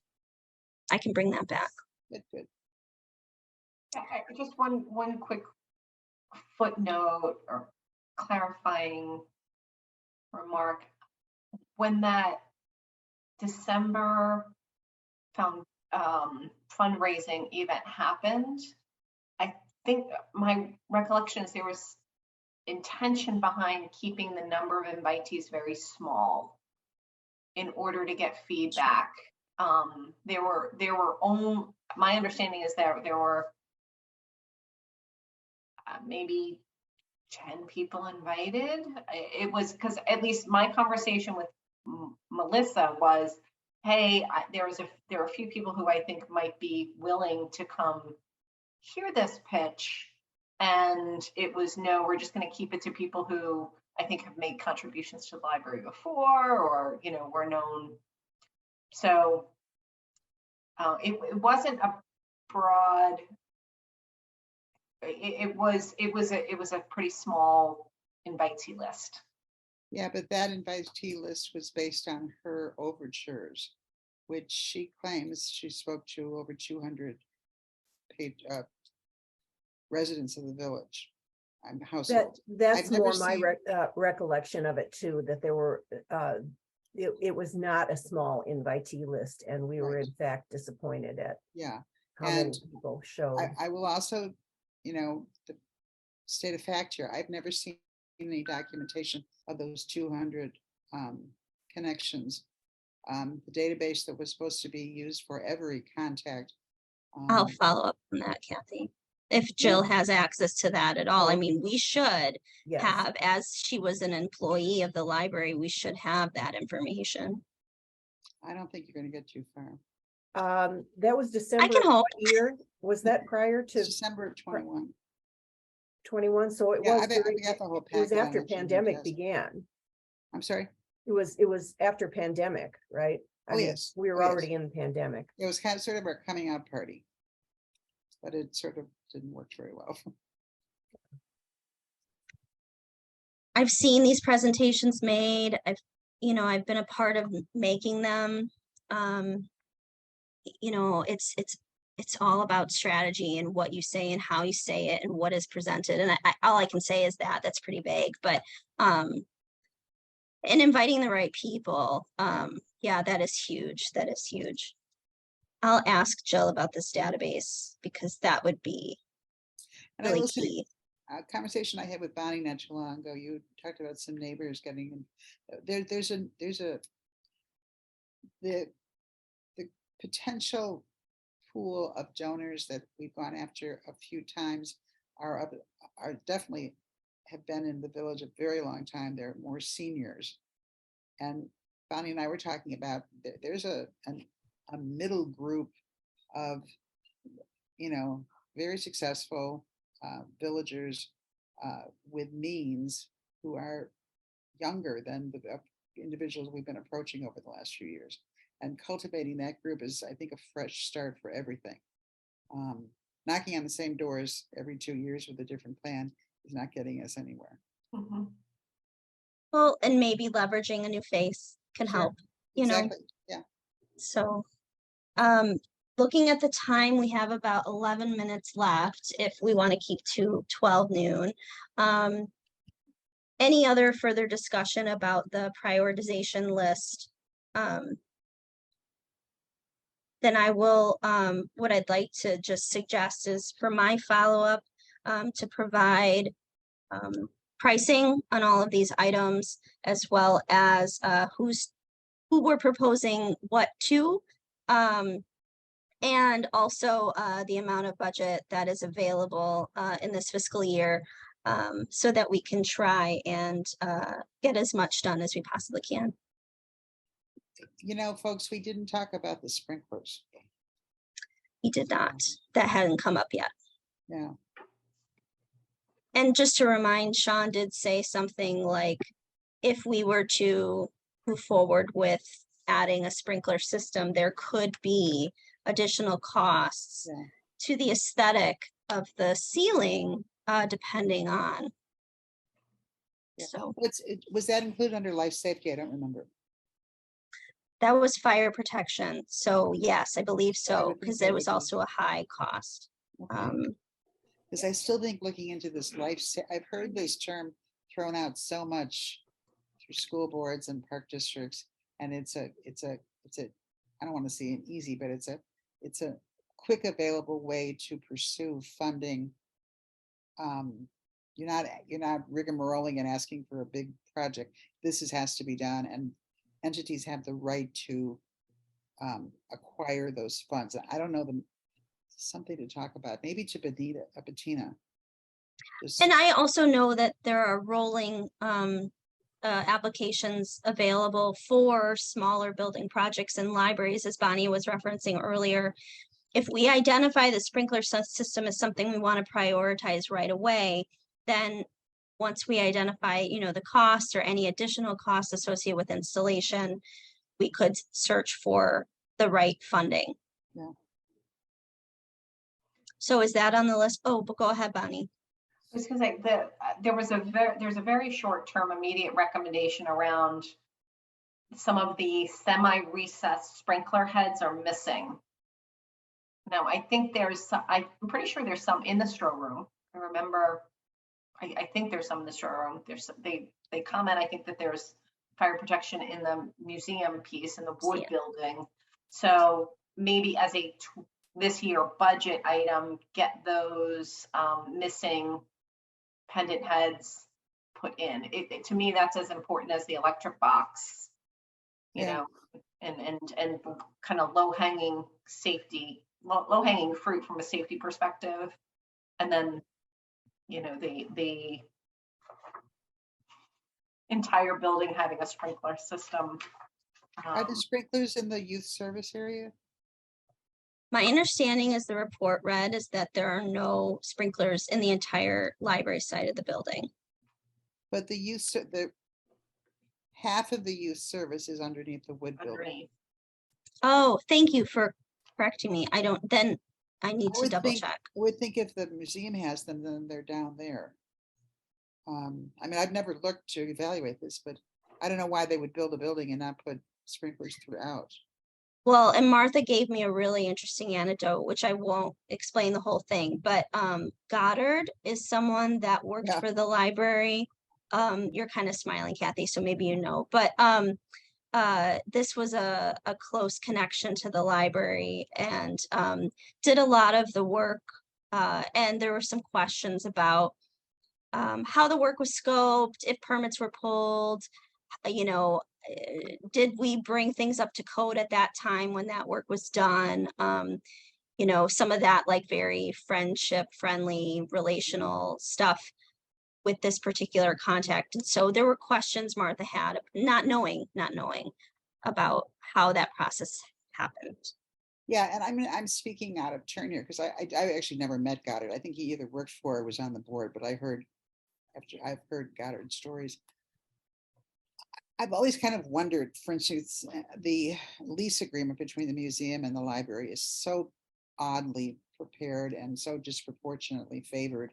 I've always wondered about the board at that time, the administration of the village. This was a kind of a civic project. People wanted to get it done, do it fast, get it up, get a museum and a library, make everybody happy. I think, you know, it's very, and I wasn't involved. I'm speculating. I'm thinking, you know, corners were cut, and then that happens in all sorts of projects. So it may well be, although I just don't know why you put sprinklers upstairs versus downstairs. I guess I'm just going to go over and walk around the library if you don't mind me doing that, because we need to know what's the scope of our needs. Is it Well, half and of that's the where lower level, or is it all of it, or whatever's going on? So, but I agree with Bonnie. Anything that's not functional, we have to fix right away. right away. We really have to figure out the rest of this. And I would say if someone comes to fix, can you at least ask that person, that company, is there a connective process to hook everything else up and add, or do we have to start a whole new crazy project? Yeah, I am interested in kind of having that initial conversation, because sometimes they won't even give you that information unless you pay a little bit. Yeah. With the expertise that they have, you know, if they were to come in. And so I would definitely have that conversation with anybody that came in to fix the sprinkler heads. Mike Croak might be helpful. Can you say that again? Mike, I believe it's Croak. He's like the building inspector person in the village. Okay. And he might be the best person to ask. That would be great. He actually might be a great person to ask for any vendors for electric, et cetera, et cetera, et cetera. I think he might also would he be the person, Kathy, who could tell us if you do X, you're going to trigger Y and Z? Yeah, because he's the one who who writes the permits and all that, so. Because it seemed like Shaun and Joe didn't know the specifics of our village, and Right. After I asked the question, somebody in the village hall will know. Yeah, yeah. Yes. Okay, are we ready to move on for what we can in the final parts of the agenda? Yes. Okay. Where are you? Okay. So the next item is discussion of exterior building changes. We wanted to put a couple of items just on the agenda to discuss, and we can cover what we can. Bonnie, go ahead. I just remembered that just before Eric left, he did mention that the exterior of the building on the south side needed to be painted. That was prioritized for the budget, and I think it came up at a board meeting. It's in the budget for this fiscal year, but do you want me to add that back to our prioritization list?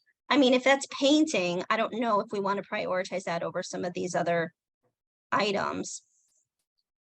True. I Let's just, take- it just went, a light bulb went doop when you said. Yeah, but exterior let's building. take a look at that surface that needs painting. If it needs painting, we should paint it. Otherwise, it'll deteriorate. And, that's, that's part of a problem we have, is putting things off. So, I mean, if there's Yes. any exposed wood and so forth, we've done so much work on that exterior and that the roofing and all that, that we need to maintain whatever is out there needing maintain. There's not that much Okay. wood out there. No, there isn't. I think it's all up on the second story. Probably. There's like a couple long runs of siding, wood siding. We'll just want to say thank you for all of your memories to help piece this together, as we, even remembering every little bit has helped put this plan together for this year. So added onto the list.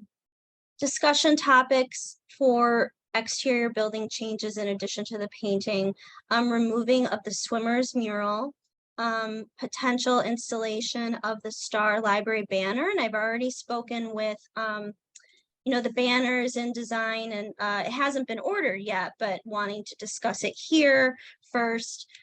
Martha has shared with me information about how we can get the banner onto the side of the building. We do have hooks on the northernmost western wall. We used to hang up a summer reading program banner there every year. But that was before the entrance was moved. So if that's the place we want the banner, there is space. The hooks themselves work okay. They just drilled them into the brick. So that would be a small maintenance item for. Renee, are you talking about the western wall, or are you talking about above the old entrance?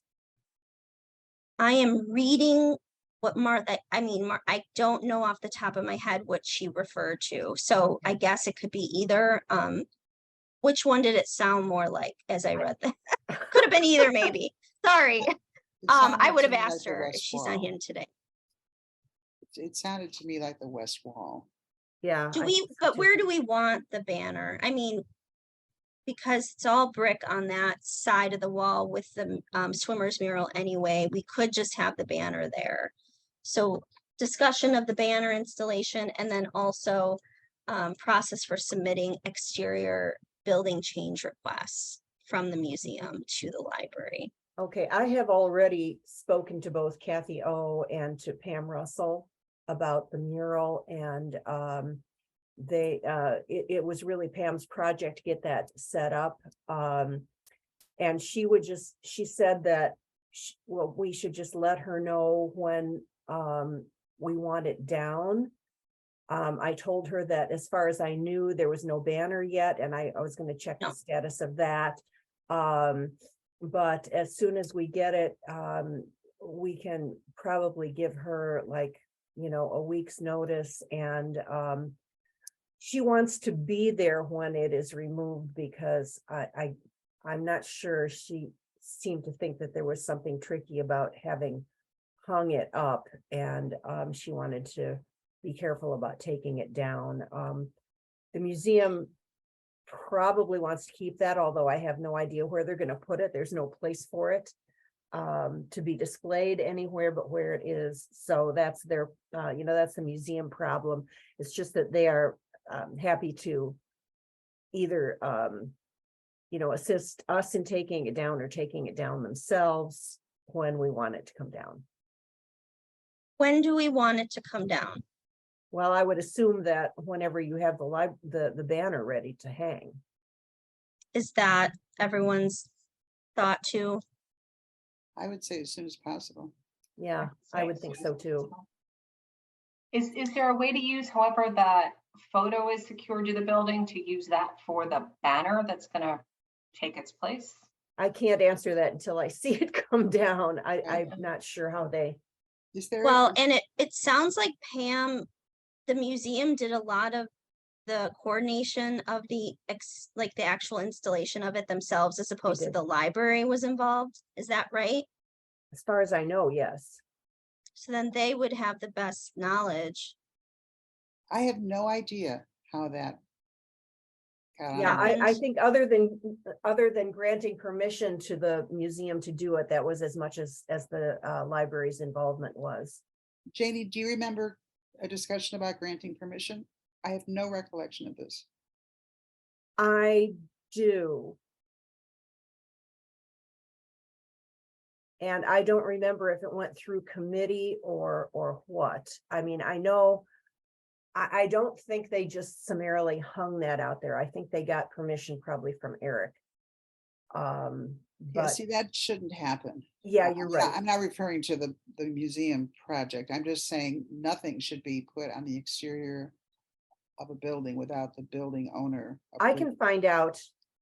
No, you don't need to, because I don't want to Okay. stir anything up. I Yeah, just, But it'll help start precedent. I mean, I'm working with Kathy O'Hara already. I'm going to be creating a form for her team to fill out as they have building maintenance requests, like interior or anything, even the flag on the outside of the building that needs to be replaced. And it's going to be a very transparent process. They can submit the request on this form. They can see when I've contacted somebody about it. They can see if it's still open. They can see if the item is closed. It will help me with budgeting because I have no sense of ongoing projects, interior with the museum side of things, about how much that costs. So I want to share all this to say that this could, I think there's going to be a clearer, much open communication with the museum going forward. I think that's Um, very necessary and is a great idea, Renee, and I'm glad that you are gonna go Yeah. with that. but I would encourage you. But for I any know exterior, I know there actually is a forum floating around, but it's always good to update these things. Whenever the paperwork is designed, and that should be, let's approve that at an intergovernmental meeting, committee meeting, because we haven't are had you one. referring to the building maintenance request form, the internal form that I'm creating right now? I'm suggesting that we have not had we've not had an IGA Oh, meeting in yes, over a yes. year. So that would be a topic at that meeting, so that Oh, it for is sure. it is in minutes, it is agreed upon, and Yep. all three parties are approving. Kathy doesn't want to meet until after her surgery, which she identified as mid to end of February, when I she'll think be it's better. next week. The surgery's next week, but when she'll be better to meet. She Yeah, wanted to wait. That's to meet. absolutely fine. Yeah, I mean, there's Okay, no. great. What kind of surgery is she having? Hip replacement, What? Hip? hip replacement. Oh, well, good luck to her. That's great. That's good. to Yeah, I know. She'll get her up. Yeah, that's absolutely fine, but that's just definitely something we want on the agenda. Absolutely. yeah. But what I'm hearing also is that that any exterior changes to the building need to come to committee and be discussed and approved. So that would be a different process. Yeah. Or it could happen through the form and then I'd bring it here. Yeah, I honestly can't envision any, I mean, I don't, there shouldn't be changes to the exterior of the library unless the library initiates it. That's my opinion. But, and I can't, and I don't know where this thing came. I think there's a little plaque out there too. I think there might be a small something that explains Right, that so who is the that swimmers removable? are, like generally. Yeah, yeah. I mean, I know our banner will cover that, but can that be removed? And that should be removed if possible. Yeah. Another, I remembered the item that I wanted to bring up today, and it might need to go to intergovernmental discussion as well. So, I was in the Lake Bluff Brewery recently and saw, I was like, oh, the old signs for the village hall and for the train station are in the Lake Bluff Brewery as, you know, decorations, some antique maps and other things. And I know at one point, Kathy and Janie, when I had recently joined the board, there was some discussion about replacing the sign at the library. And we actually have 2 signs.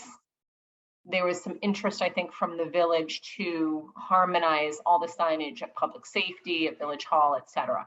So I thought it might be helpful to give Renee some history on that. And then is it something that we're maybe could say to the village, hey, it's nearing the end of the fiscal year. If you have extra money and want to replace our 2 signs, we have 2, you know, we have the white and black sign and then the oval sign on the corner. Is The that signage change was not requested by the library. right? It was was actually requested by the requested by the village when they went over, when they moved over to those shield shaped signs with the boy and the Yeah. tree and the dog and the, all of that. Yeah. And I remember vividly this discussion because we thought that the oval signs were much classier and chose not to jump on that bandwagon. Yeah. We definitely, also the option for the village to pay for them was not part of the suggestion. And we rejected their thoughts that we would voluntarily make that. And also one of our signs says, I think it says library and museum. And museum, and that was what I was Yeah. gonna bring up. And, It so, needs and to that's be- with the gas light, and we felt that our little corner doesn't have to conform with, there was a big push towards branding and so forth, which is great.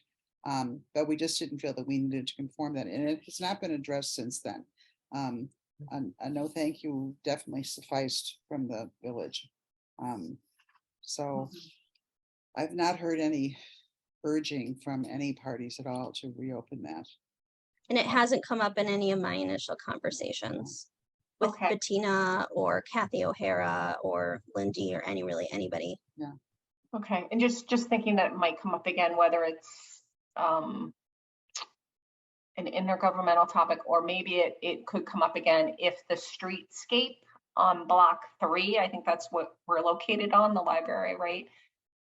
I don't know if that meant, and the way it was proposed and designed, if that is going to happen in the calendar year of 2023, it could impact our signage.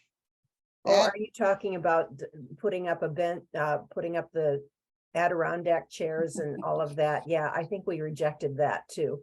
Well, and actually that whole thing was put on hold because they were waiting for a grant, and all of them last year, they never Okay, had word on the Okay. grant. Okay. And actually now that I think about it, that actually was going to increase our impervious surface, which we are now going to be charged in utilities. So I think Right. that we would resist any additional impervious surface because it'll cost us money. So right. Okay, Actually, thank you. to that point, and this, we're getting away, the impervious surface thing, Renee, I think perhaps you're aware of this. Oh, yes. Check that with Bettina, because we don't pay any other utilities.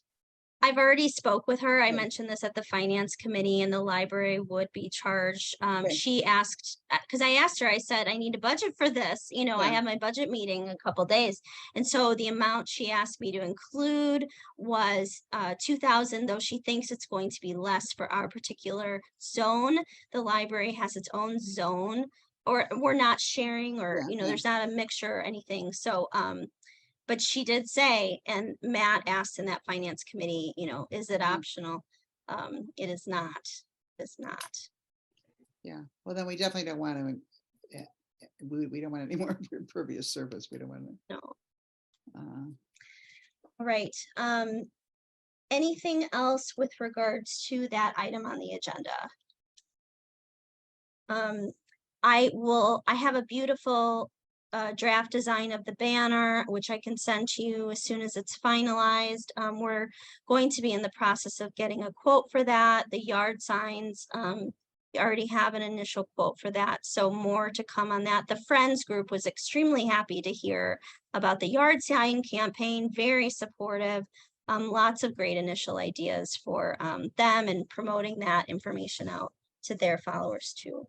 how big is the banner? Say again? How big is the banner?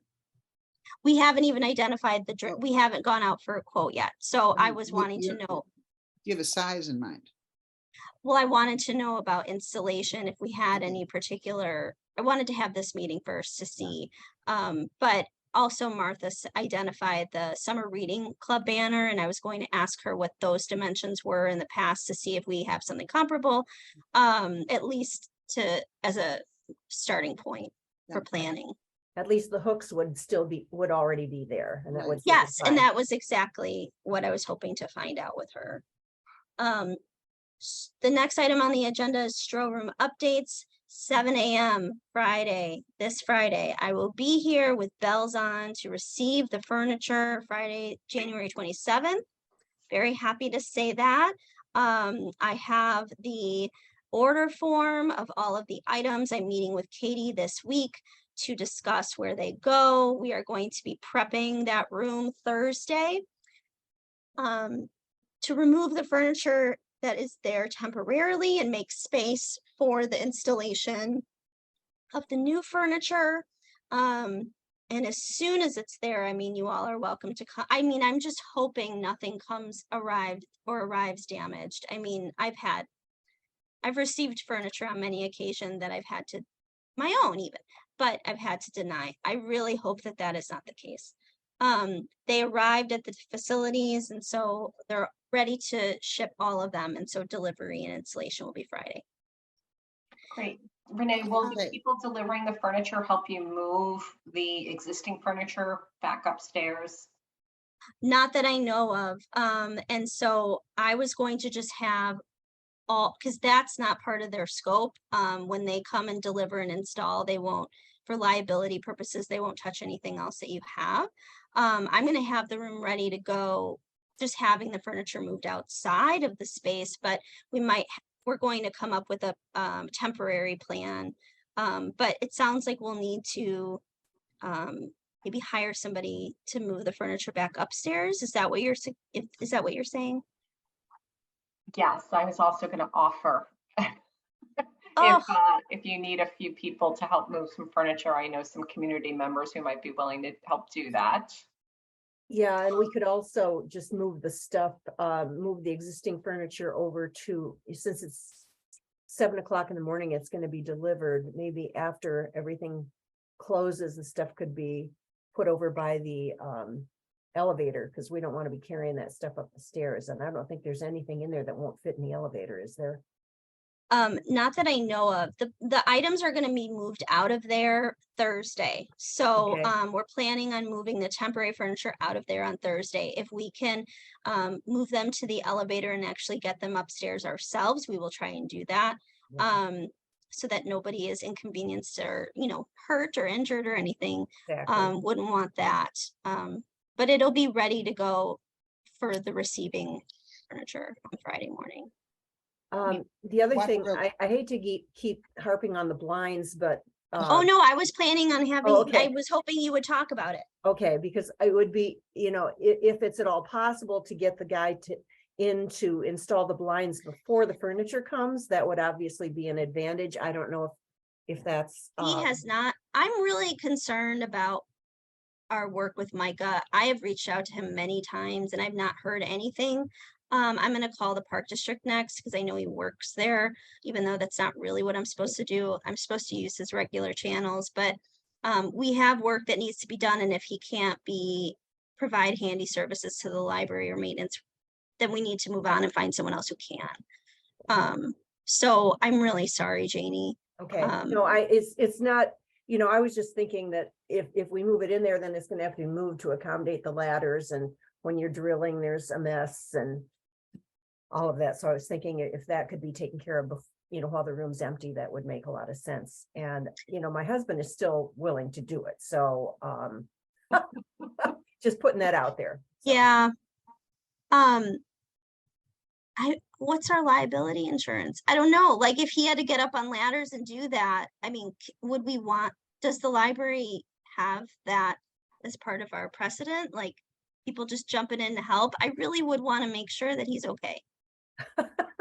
Well, I think unless we're paying Rick, then he would be just a visitor to the library.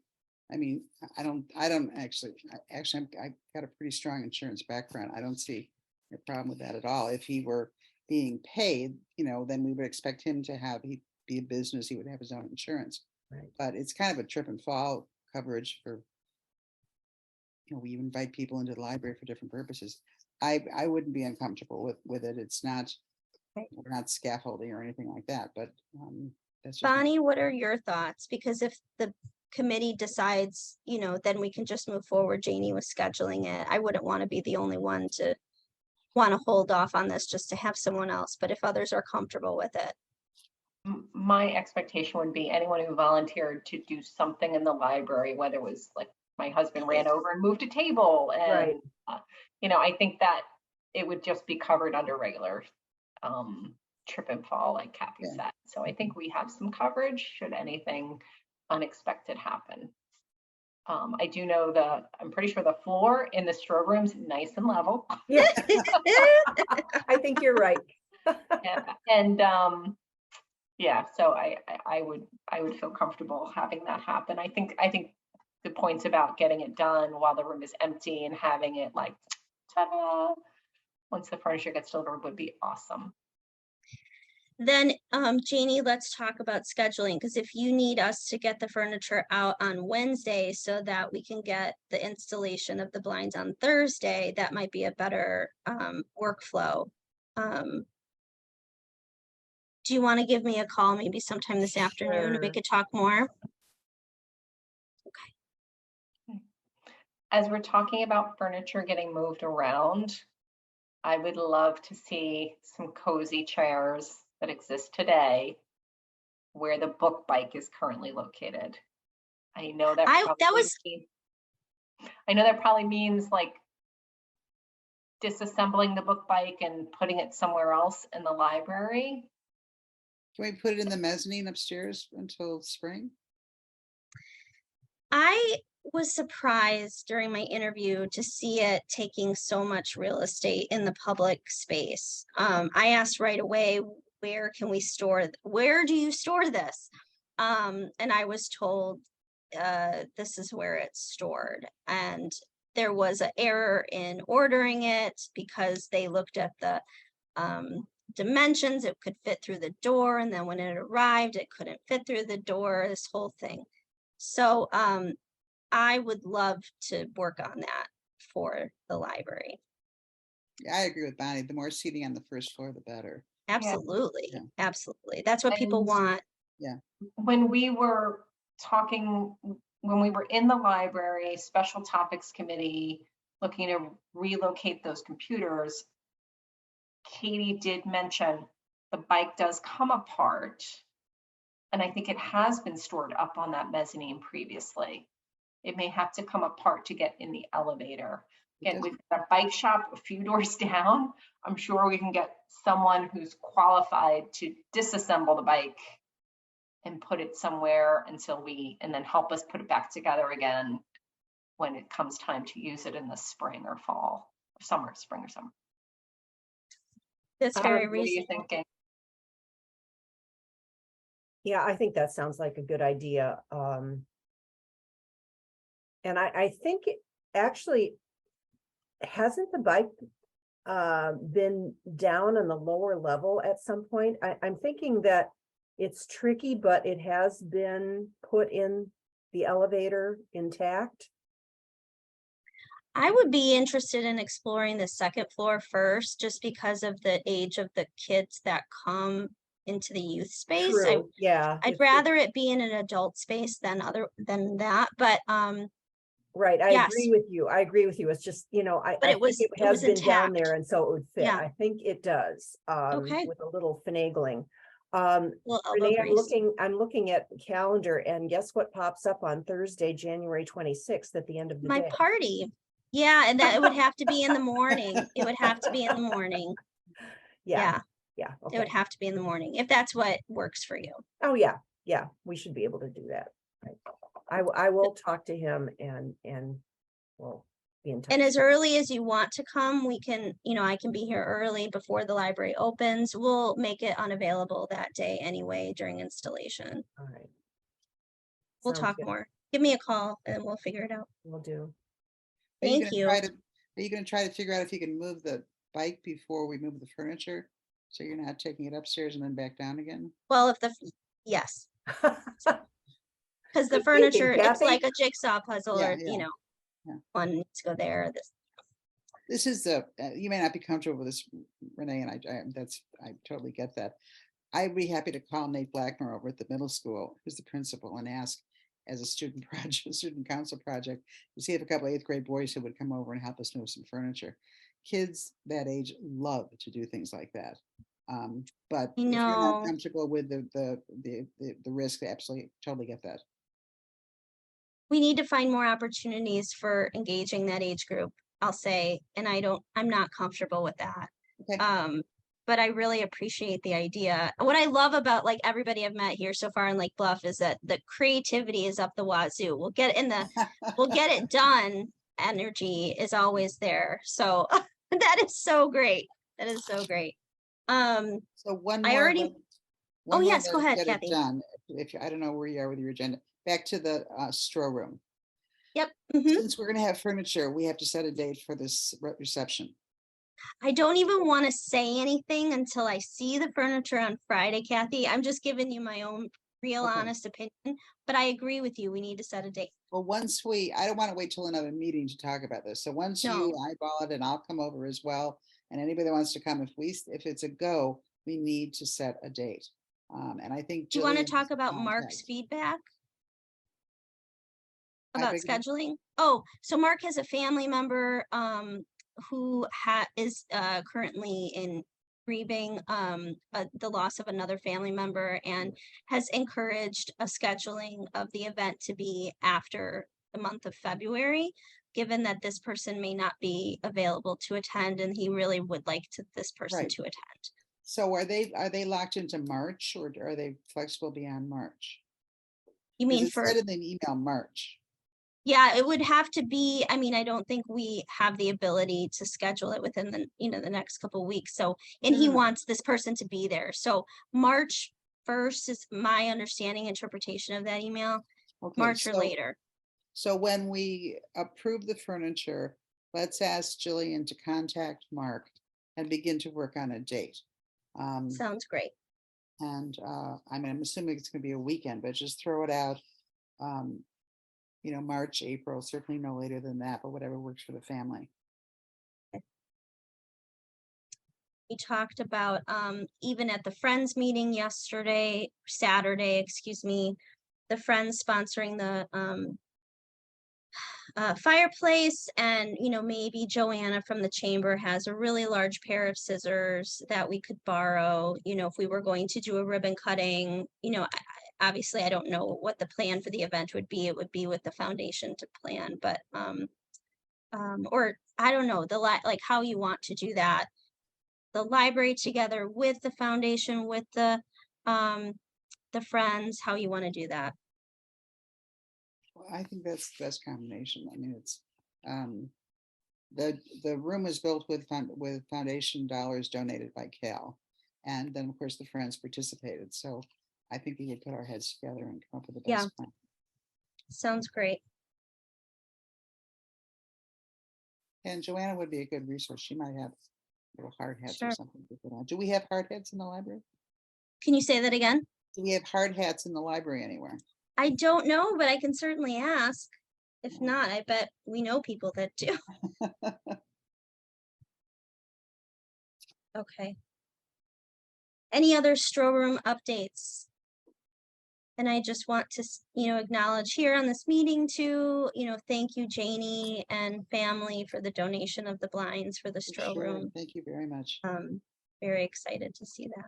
Well, thanks to Kathy also and family for the donation of the letters on the brick wall. Those, Happy to do that. I didn't know that. Okay. yes, that's a much bigger deal than my little blinds purchase. Well, they all They're go to the lovely. same place, which is great. Well, many thank you letters to be written and sent. So thank you. I wouldn't worry about it too much. Okay. The next item is the new library procedure, but I already referenced it. I don't know if you have any questions. I'm creating an internal process for staff to submit small building maintenance requests. Just kind of the ongoing nature of keeping up operations. And it will also be available to museum staff as well. Even just having a record of what we've needed to do and over time and when was the last time this was done. Let alone budgeting help. I shared the idea with Kathy O'Hara. She was thrilled about it. Spoke to Lindy about it, very happy about it. So I'm really looking forward to just more ongoing, transparent and positive work and collaboration with the museum. So. Did you solve the key problem, whatever that was all about?